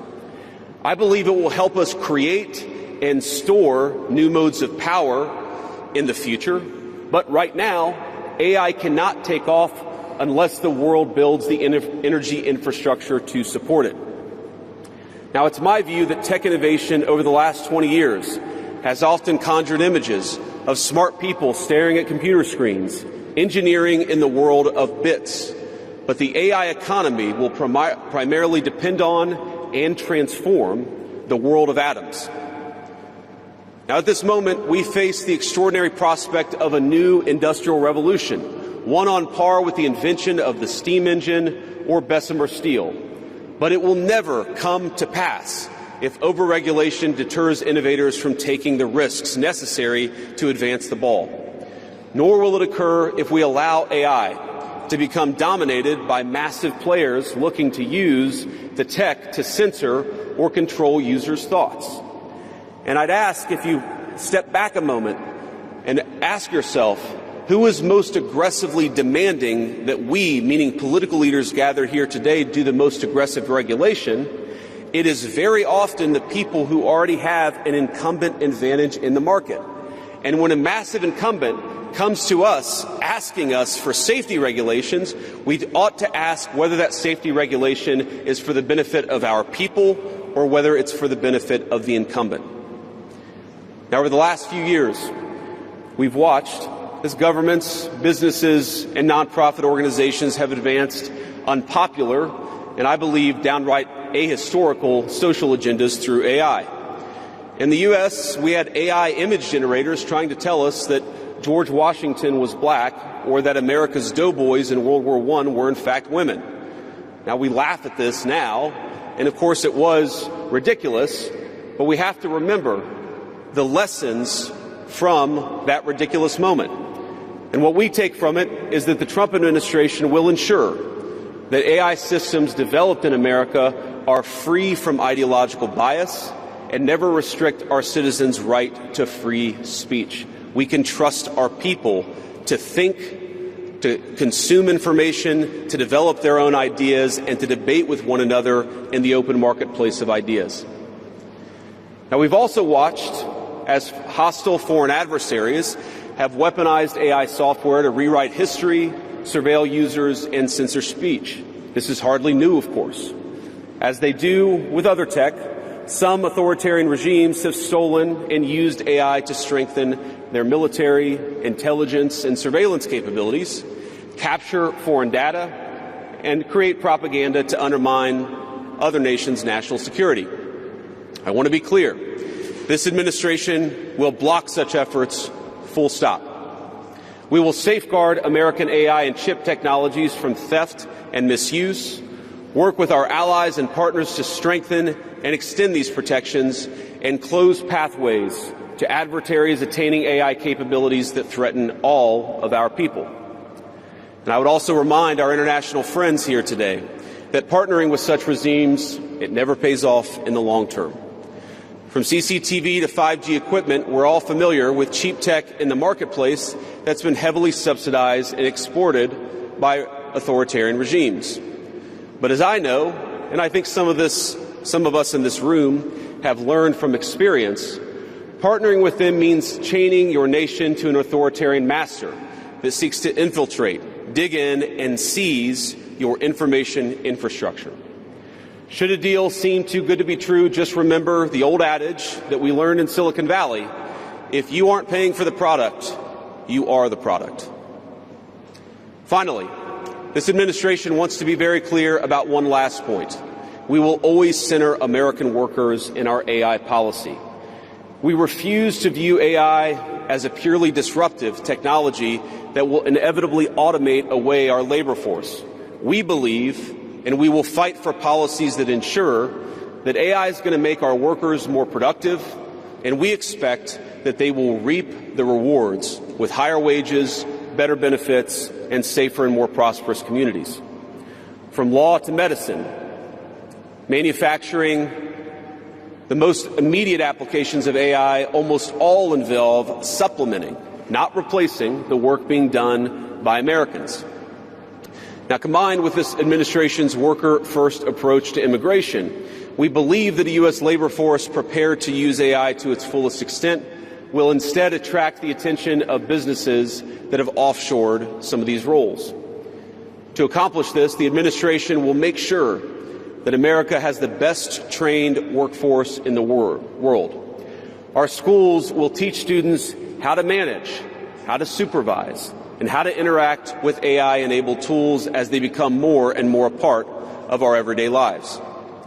And as AI creates new jobs and industries, our government, businesses, and labor organizations have an obligation to work together to empower the workers, not just of the United States, but all over the country, all over the world. To that end, for all major AI policy decisions coming from the federal government, the Trump administration will guarantee American workers a seat at the table, and we're very proud of that. Now, I've taken up enough of your time, so I'd like to close with just a quick story. This is a beautiful country, President Macron, and I know that you're proud of it and should be. And yesterday, as I was touring Les Invalides with General Gravette with my 3 kids, he was kind enough to show me the sword that belonged to America's dearest international friend from our own revolution, of course, the Marquis de Lafayette. He let me hold the sword, but of course he made me put on the white gloves beforehand. And it got me thinking of this country, France, and of course of my own country, and of the beautiful civilization that we have built together with weapons like that saber. Weapons that are dangerous in the wrong hands, but are incredible tools for liberty and prosperity in the right hands. I couldn't help but think of the conference today. If we choose the wrong approach on other things that could be conceived of as dangerous, things like AI, and choose to hold ourselves back, it will alter not only our GDP or the stock market, but the very future of the project that Lafayette and the American founders set off to create. Now, this doesn't mean, of course, that all concerns about safety go out the window, but focus matters. And we must focus now on the opportunity to catch lightning in a bottle, unleash our most brilliant innovators, and use AI to improve the well-being of our nations and their peoples. With great confidence, I can say it is an opportunity that the Trump administration will not squander. And we hope everyone convened here today feels exactly the same. Thank you, and God bless. 2028 looks like the Republican candidate for the president will be JD Vance for sure, because he sounds presidential. 100% presidential. All right. Okay, so this right here is the second stream for today. We've been on here for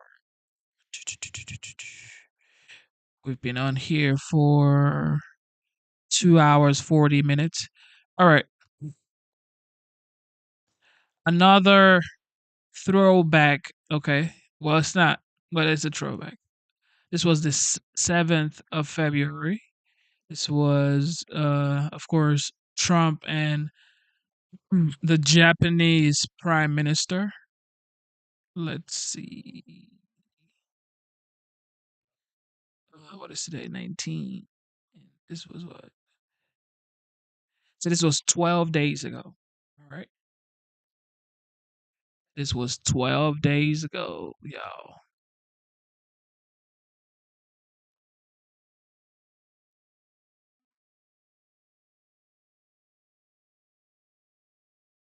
Safety and stability on the Korean Peninsula.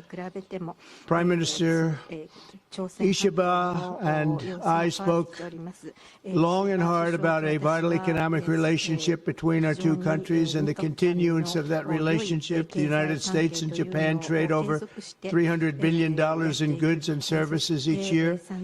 Japan has invested nearly $800 billion, and that's going to go up very, very substantially in the coming months, more than any other country. And they're going to have some competition. We have a lot of people coming in and investing in the United States. I think the feeling throughout the world has never been stronger about this country. As a result of our victory in 2024, the presidential election, the Japanese investment and technology giant SoftBank announced plans to invest between $100 and $200 billion. And we have many other companies investing that number, higher than that number, some a little bit less, but we have trillions of dollars of investment pouring into our country now that you didn't have just a short while ago. Today, our teams discussed how our two nations can do even more to stay on the cutting edge of artificial intelligence, along with the quantum computing, semiconductors, and other critical technologies. And they're coming out. The problem with technology, that kind, it's I think it's like a Japanese translator. Last long. We agreed to cooperate even more closely to combat I think so. the Chinese economic aggression, which is quite aggressive. I'm also pleased to announce that Japan will soon begin importing historic new shipments of clean American liquefied natural gas in record numbers. It'll be record numbers. With our Secretary of the Interior, we were talking, I think Doug is here. Hello, Doug. Please stand up, Doug. Doug Burgum, everybody. We're talking about the pipeline in Alaska, which is the closest point of major oil and gas to Japan by far, less than half the distance of any other location. We're talking about a joint venture of some type between Japan and us, having to do with Alaska oil and gas, and that's very exciting. They're very excited about it, so are we. As we deepen our economic relationship, I made clear that the United States will be conducting trade with all countries based on the principle of fairness and reciprocity. Chronic trade deficits not only undermine our economy, they really do, and we're going to get rid of the trade. We have a trade deficit with Japan of over $100 billion, but we're going to work that out, and I think very quickly, frankly. We can do it just on oil and gas. We can work it out, so we intend to do it very quickly. We both understand that. And as America welcomes new foreign investment, we also want to ensure that companies build their products and factories here in America, not simply buy the assets that we have. And Japan is going to be opening up auto plants. New auto plants are being built currently as we speak. They've just been started. Toyota's one. And, Nissan's going to be doing something very exciting about U.S. Steel. They'll be looking at an investment rather than a purchase. Like the idea, U.S. Steel is a very important company to us. It was the greatest company in the world for 15 years, many years ago, 80 years ago. And we didn't want to see that leave. And it wouldn't actually leave, but the concept, psychologically not good. So they've agreed to invest heavily in U.S. Steel as opposed to own it. And that sounds very exciting. And we're going to meet with Nissan next week, the head of Nissan, very great company, and they'll work out the details. I'll help. I'll be there to mediate and arbitrate. And I had the privilege of working closely with the great Prime Minister, as you know, and you know him very well, Shinzo Abe, the longest-serving Prime Minister in Japan's history. Likewise, I expect that this Prime Minister is going to be a great one. I really believe that he's going to be a great one. I've gotten to know him for not long, but I can see what they have. He's got the qualities of greatness. He's going to do a fantastic job for Japan and for the Japanese people. And I'd like now to invite the Prime Minister to say a few words, and then we'll take some questions. Mr. Prime Minister, thank you. Thank you very much. Mr. President Trump, I would like to sincerely thank you for inviting me to the White House today, immediately following your inauguration. I also thank you for your very warm hospitality. I have come to Washington, D.C. with the hope of having a face-to-face meeting and deepening our mutual understanding at this early date with President Trump, who is now leading the United States, the most important country for Japan's diplomacy and security, and aligning our perspectives and visions that Japan and the United States should pursue. What should we do to advance the national interests of both of our countries in synergy and to realize peace and prosperity in the Indo-Pacific? I am convinced that the answer lies in further strengthening the strong and unwavering Japan-U.S. alliance to achieve a free and open Indo-Pacific. President and I concurred to strengthen the deterrence and response capabilities of the alliance and to work closely in addressing strategic challenges that both countries are facing in this region. I conveyed to the President that Japan, as an ally of the United States, is ready to share responsibilities and to play its own role. I also reiterated Japan's unwavering commitment to fundamentally reinforcing its defense capabilities, and we confirmed the unwavering commitment by the United States to the defense of Japan.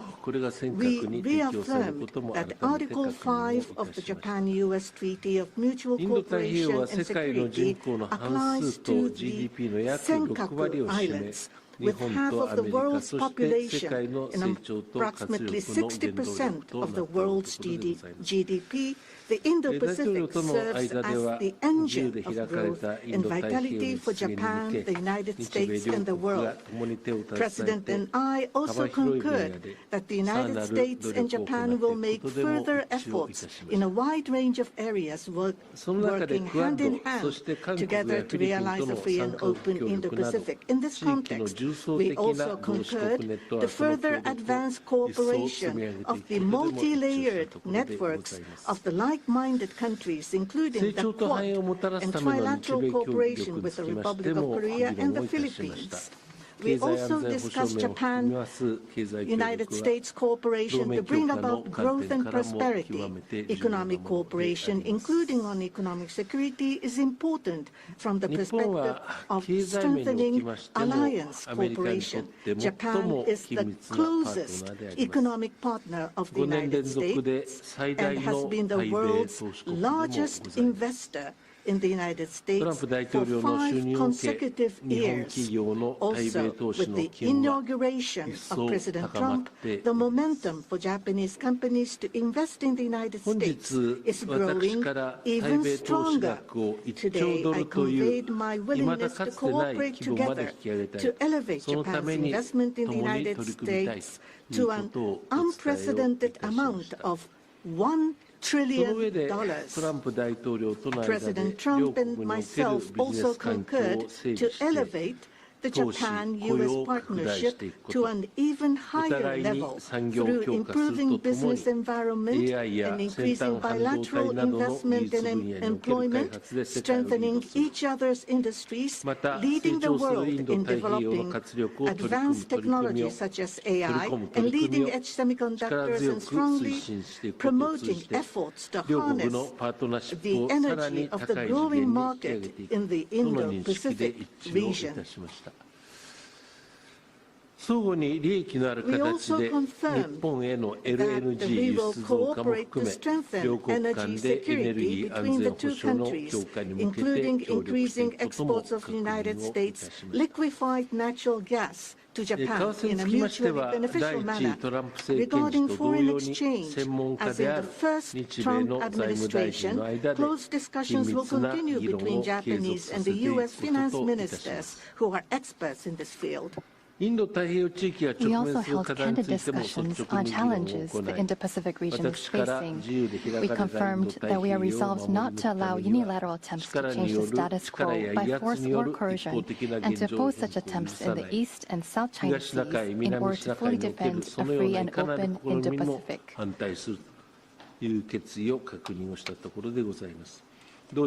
also reiterated the importance of peace and stability across the Taiwan Strait.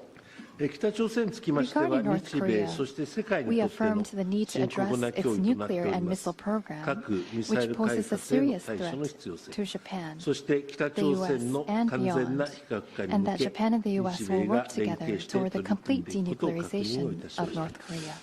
As the abductees and their families continue to age, I conveyed my strong sense of urgency and determination directly to President Trump, and gained his renewed strong support for the immediate resolution of the abductions issue.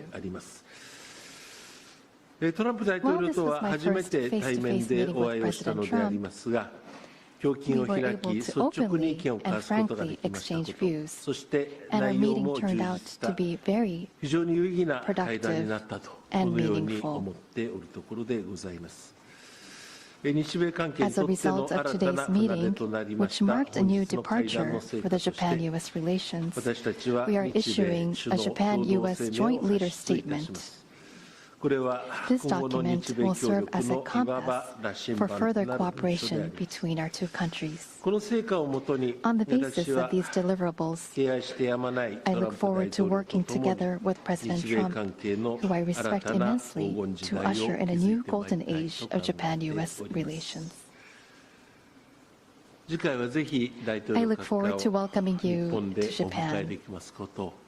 And I am very excited about that prospect. Thank you, Mr. President. Thank you very much. Thank you. Any questions, please? Peter? President Trump, I have two on DOGE. Elon Musk said today, I love Donald Trump as much as he's a great man and love another man. Oh, I think she'll be okay with it somehow. So, Democratic lawmakers are really upset that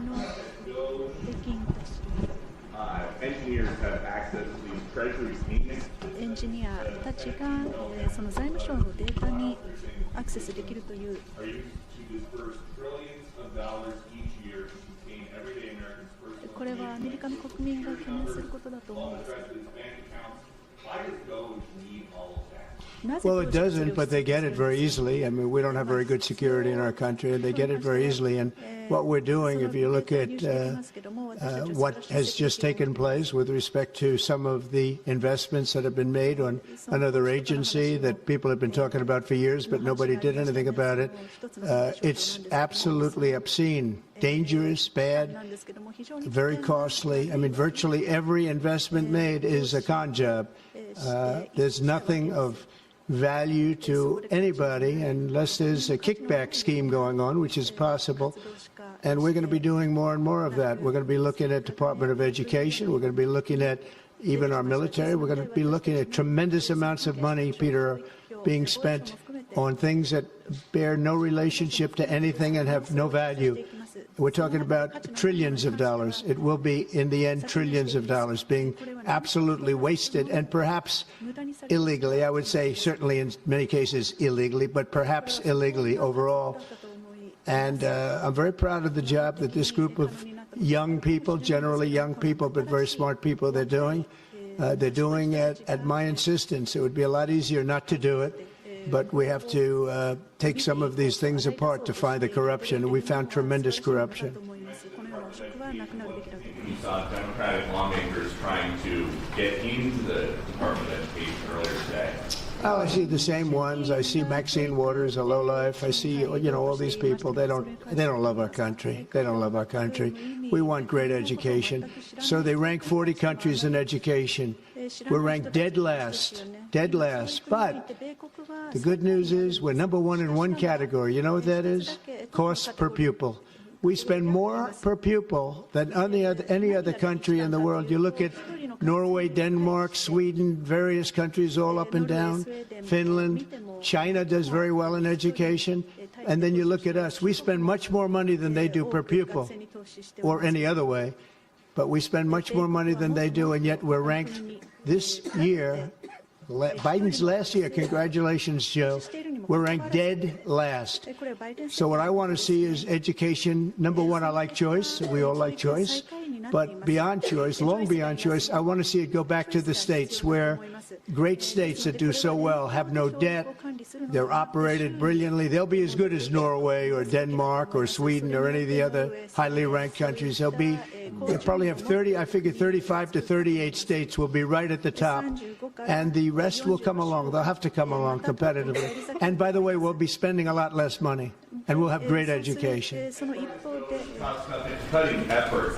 One of the Doge engineers was fired for some inappropriate posts. The vice president says, bring him back. What do you say? Well, I don't know about the particular thing, but if the vice president said that, did you say that? I'm with the vice president. Thank you, Peter. Yeah, go ahead, please. Yes, red dress. President, just how strong do you want Japan's military to be? And do you specifically hope that their increased military spending will deter China and North Korea? What did you talk about that today? Well, I want our military to be the strongest. I also don't mind spending so much money on the military because we build it here. It's made in the USA, all made in the USA. We have, I rebuilt our military during my first term. Did a great job. We left some of it behind in Afghanistan, stupidly. There was no reason for that, but it was still as much as it was billions and billions of dollars, but it was a small part of it. But we're going to have the strongest military by far. We have great people. I want to congratulate Pete Hegseth for having gone through the gauntlet. He went through a lot, but he got through, and he's going to be a tremendous, I have no doubt he's going to be a tremendous leader. And other of the leaders sitting here, they're in their own fields. We're going to do something very, very, very great, and we expect great things. But I expect the strongest military by far in the world, far stronger than China, far stronger than anybody, and that's the way it is. Thank you very much. Would you like to ask a question, please? Go ahead. Thank you, Mr. President. Thank you. This is Hiramoto from Nippon Television. My question, let me ask two quick questions. Sure. First, this is the first meeting between Mr. President and Prime Minister Ishiba. So what kind of impression do you have on him? And number two, do you have an idea or do you have a plan to impose tariff against Japan so far? Thank you. I think that he is going to be a great prime minister. I think he's a very strong man, very, very strong. I have great respect for him. I've known him for a long time through a reputation. Shinzo Abe thought the world of him, and I think he's going to do a fantastic job as prime minister. A very strong person. I wish he wasn't so strong. I wish he was a little bit weaker than that, but that's what I got. I have to get strong guys all the time. He's going to be a great prime minister. I also, in terms of tariffs, I mean, we're going to have tariffs, mostly reciprocal tariffs, where we go with, and I'm going to be probably meeting on that Monday or Tuesday, have an announcement, probably a news conference, but probably reciprocal tariffs where a country pays so much or charges us so much, and we do the same. So very reciprocal, because I think that's the only fair way to do it. That way, nobody's hurt. They charge us, we charge them. It's the same thing. And I seem to be going in that line, as opposed to a flat fee tariff. Okay? Yes, go, please. I support that. Why don't you go ahead? I truly support that. 読売新聞の太田です。よろしくお願いいたします。from Yomiuri Shimbun 石破首相にお伺いいたします。 I have a 初めて question の for 首脳 Prime 会談になりましたが、 Minister トランプ Ishida. 大 So 統 this 領 is の your 印象はいかがで very したで first しょう summit か。 meeting. 信 What 頼 was your 関係を構 impression 築する of ことができ President たとお Trump? 考え Were でし you ょう able か。 to build また a 北 good 東アジアでは対中国、 relationship 対 of 北 trust 朝 and 鮮などさまざ confidence まな課題があり in ます。 Northeast 冒頭で Asia? もご There 発 are 言があり many ましたが、トラン challenges. プ大統領には China, 日米 North 同 Korea, 盟 and 強 so 化に向 forth. けて何 And を with 特に the 強く President 訴えてどのような理解を Trump, 得 what ら did れ you ましたでしょ appeal う to か。 him? また経 And what 済分 kind 野 of では日 understanding 本 were 製 you 鉄の able to US スチール obtain? 回収 On the 計画 economic や field, AI 産業などへの there 日本 is 企業の投資 the や LNG acquisition 輸入 of 拡 your 大などさま steel, ざま the なテーマ buying があ nickel ると思いま steel, すが、 and ト there ランプ大 are 統領の間でどのようなやり取 expansion りがあり of ましたでしょう import of か。 LNG. 総 What 理から were 説 the 明された日 communication 本による1 discussion 兆 did ド you ルの have 対 with 米投資 President につい Trump て、ト for ラン the プ大統$1 領の反 trillion 応はいかがでした of でしょうか。ま investment た from 関税や Japan 防 to 衛費増額に investment? ついて What のや was り取り his も教えてください。 reaction? What about your communication on tariff front? 大統領とは初めてお目にかかりま This is the した。 first time that I met with President Trump in お person. 話をするのは初めてでしたが、 So this was the first time meeting face to face. But for many, many years, I have watched him on television. So it was quite exciting. I was so excited to see such a celebrity on television, to see in person. On television, he is frightening, and he has a very strong personality. But when I met with him, actually, he was very sincere and very powerful, and with strong will for the United States as for the whole world. I was able to feel that. This is not the sort of polishing or trying to suck up to him. For the world peace and for the regional stability that both of our countries need to play our role and make our endeavors and responsibility. As for the increase of our defense expenditures, it is not that we are told by the United States to do so. Japan, on our own decision, on our own responsibility, we need to increase our defense expenditures. But of course, we need to communicate and consult with the United States. But the responsibility is with Japan, and the decision is with Japan. Now, on the tariffs, that if it is mutually beneficial, tariffs need to be set. And as for Japan, as Mr. President has introduced to us, an unprecedented investment will be made from Japan to the United States, and so many jobs will be created. So $1 trillion is the target. And this will be to the benefit of the United States, but also to the benefit of Japan as well. Investment is mutually beneficial.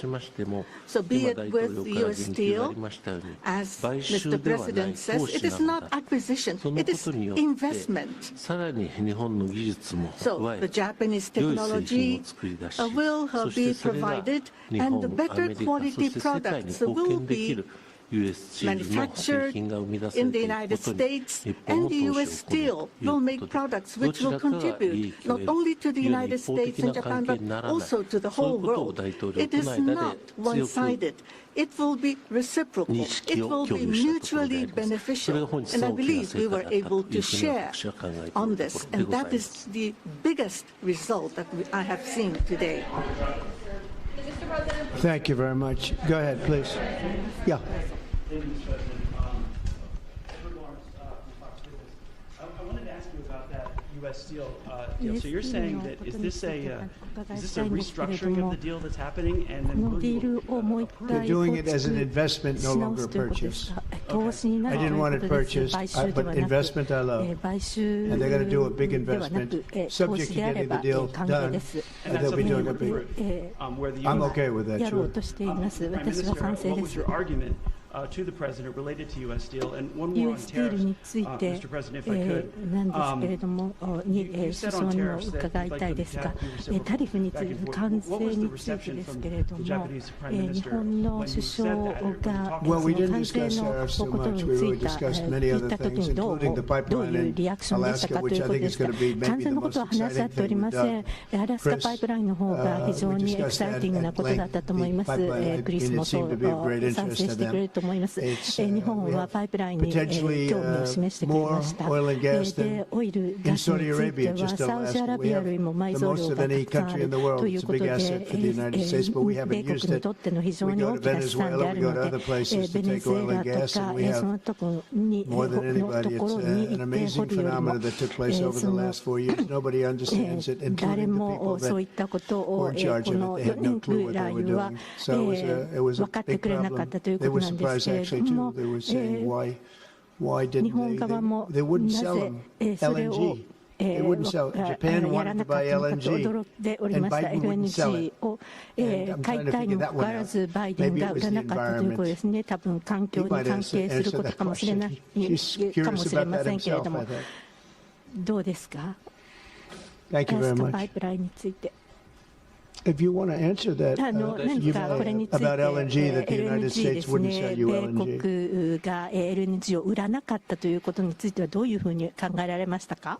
で我々として非常に残念なことではあ That りまし was たが、 really 前 a 政 fortunate 権におい thing, てこの but 許可と the いうもの current はなされなかっ administration, たということ I'm であり sorry, ま the す。 previous トラン administration プ大 was 統領が not 就任当 allowing the 日だったと LNG 思い to ま be すが、 exported to この us. ことにつ I いて believe の that 明 President 快 Trump な on the 解 day 決 of his 策を示していた inauguration だいたという allowed ことは us 日本国に to とって resume 非常にありが this たいことで importing. ご I ざい think ま this is した。 something that 我が is 日本 really 国といたしまし wonderful て、 for us. LNG のみならず、バイオエ As タノール the であ country of り、 Japan, あるい we are は interested アンモ in ニアであり、 importing そういう not よう just な支 LNG 援 but という also ものを安 bioethanol, 定的にリ ammonia, ーズナブルな and 価 other 格で提供される other という resources ことは日本 at a 国にと stable っての利 price, 益で a もござい reasonable ます。 price そして、 from the ア United メリカの States. 貿易赤字、対 And 日貿易赤字を we 減らすことに also もつなが want る to ということでござい improve ます the trade 私 deficit ども that と the して U.S. has 安定 towards 的にリ Japan. ーズナブルな価 So 格で if we are エネ able ルギーが to 提供されているのは大きな buy 利 those 益で at ご a ざいますの stable で、 and トラン reasonable プ大 price, 統領 I の think it 決 would be 断 a を wonderful 非常 situation. に感謝をし、 And そ for して that, ま I'm たこれ very から appreciative 先 to President Trump, LNG の and we also 採掘というものが成功裏に look 進 forward 展することを期 to 待しているもの LNG でござい and ます hope that it's a success.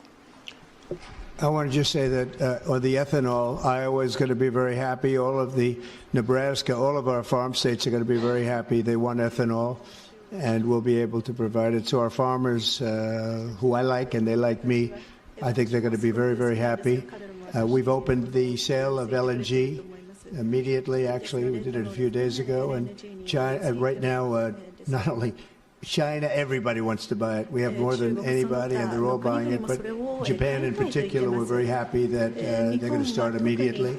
And we can supply it to the world, but we're supplying it to Japan, and they can always be right up in the front of the line. Yeah, go ahead, please. Go ahead. Mr. Prime Minister, I have a question for you as well, but Mr. President, I'll start with you. Well, quickly to follow up on what Peter was asking, have you directed Elon Musk to review Pentagon spending, given it's the biggest discretionary spending in the federal budget? Education, just about everything. We're going to go through everything, just as it was so bad with what we just went through with this horrible situation we just went through. And I guess 97% of the people have been dismissed. It was very, very unfortunate. You're not going to find anything like that, but you're going to find a lot. And I've instructed him to go check out education, to check out the Pentagon, which is the military. And, sadly, you'll find some things that are pretty bad, but I don't think proportionally you're going to see anything like we just saw. FBI has turned over a list to the Justice Department of the FBI agents who worked on the January 6 rioters cases. Are you planning to fire the FBI agents who worked on those investigations? No, but I'll fire some of them because some of them were corrupt. I have no doubt about that. I got to know a lot about that business, that world. I got to know a lot about that world, and we had some corrupt agents, and those people are gone, or they will be gone. And it'll be done quickly and very surgically. Did you have a question for the Prime Minister? 首相に何かご質問があったんではないですか？ Talk up. もっと大きな声でどうぞ。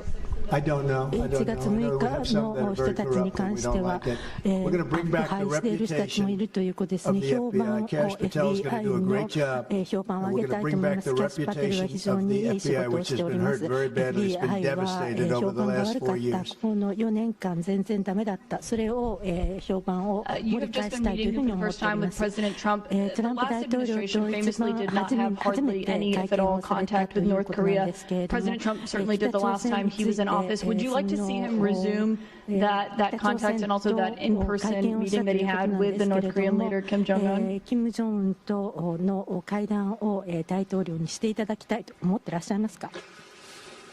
それは合衆国大統領が That is something that the United States needs to determine on its own, and it's not something that we should request.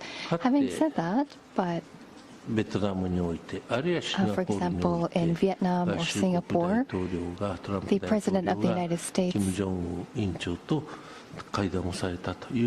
President Trump was able to meet with Kim Jong-un. I think that's a very positive development. So now that President Trump is in power again, if we are able to move towards resolving issues with the North Korea, I think it would be great. And of course, for us, that includes not only denuclearization, but also resolving the abductee issue. And so, not only the victims of the abductees, but also their families too are aging, and so our time is limited. So, if the President of the United States, if President Trump is able to resolve this issue, we do understand that it's a Japan issue first and foremost. Having said that, we would love to continue to cooperate with them. It's actually a good question, and we will have relations with North Korea and with Kim Jong-un. I got along with him very well, as you know. I think I stopped the war. I think if I wouldn't have won that particular election, you would have ended up in a very bad situation. But I did, and we had a good relationship, and I think it's a very big asset for everybody that I do get along with him. I get along with him, he gets along with me, and that's a good thing, not a bad thing. And I can tell you that Japan likes the idea because their relationship is not very good with him. And if I can have a relationship with not only him but other people throughout the world where there seem to be difficulties, I think that's a tremendous asset for the world, not just the United States. Go ahead. You and the Prime Minister as well. Mr. President, I wonder what you make of the criticism from Democrats that these staff reductions, the cuts that Elon Musk and Doge are doing are an unlawful power grab. Is there anything you've told Elon Musk he cannot touch? Well, we haven't discussed that much. I'll tell him to go here, go there. He does it. He's got a very capable group of people. Very capable. They know what they're doing. They'll ask questions and they'll see immediately as somebody gets tongue-tied that they're either crooked or don't know what they're doing. We have very smart people going in, so I've instructed them go into education, go into military, go into other things as we go along. And they're finding massive amounts of fraud, abuse, waste, all of these things. So, but I will pick out a target and I say go in. There could be areas that we won't, but I think everything's fertile. You know, we're a government. We have to be open. And as an open government, I don't know, I guess you could say maybe some high intelligence or something, and I'll do that myself if I have to. But generally speaking, I'll just say no, but he will be looking at education pretty quickly, and he will be looking at military too. Bulk of federal spending is Social Security, Medicare, programs like that. Would you like to see him look at those programs as well? Well, they don't really have to be looked at by him. They can be looked at by us. Social Security will not be touched. It'll only be strengthened. We have illegal immigrants on Social Security, and we're going to find out who they are and take them out. We have illegal immigrants in other Medicare. We've found a lot of bad people, a lot of people that shouldn't be on, that were put on through California. A lot of them come out of California. We're not going to stand for that. So we're going to strengthen our Social Security, etc. We're not going to touch it other than to make it stronger. But we have people that shouldn't be on, and those people we have to weed out. Most of them, or many of them so far, have been illegal immigrants. They shouldn't even be in the country. Do you have a question for the Prime Minister? Mr. Prime Minister, the President's affinity for tariffs is well known. If the U.S. places tariffs on Japanese imports, would Japan 日 retaliate? 本の輸入品に関税をかけたらば、日本は報復しますか？家庭のご質問にはお答えをいたしかねますというのが日本の unable 大体 to 定番の respond to 回 a 答でございま theoretical す。 question. That's the official answer that we have. That's a very good answer. Very good answer. Wow. That's very good. He knows what he's doing. Thank you very much, everybody. Thank you. 自分のやるべき職業をよく知ってる。Thank you for tuning into the live show. You know what time it is. It is your boy Genesis. Okay.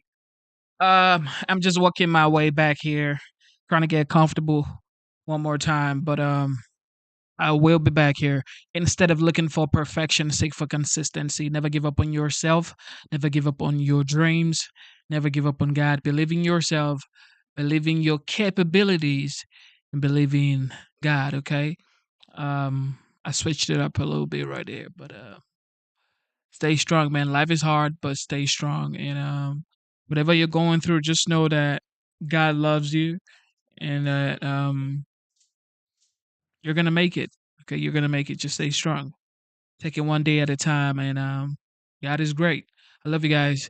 See you very soon. It might be in 30 minutes. It might be in 1 hour. It might be in 2 hours. But I will be back here because I can't sleep. Okay, can't sleep. All right. Love you guys.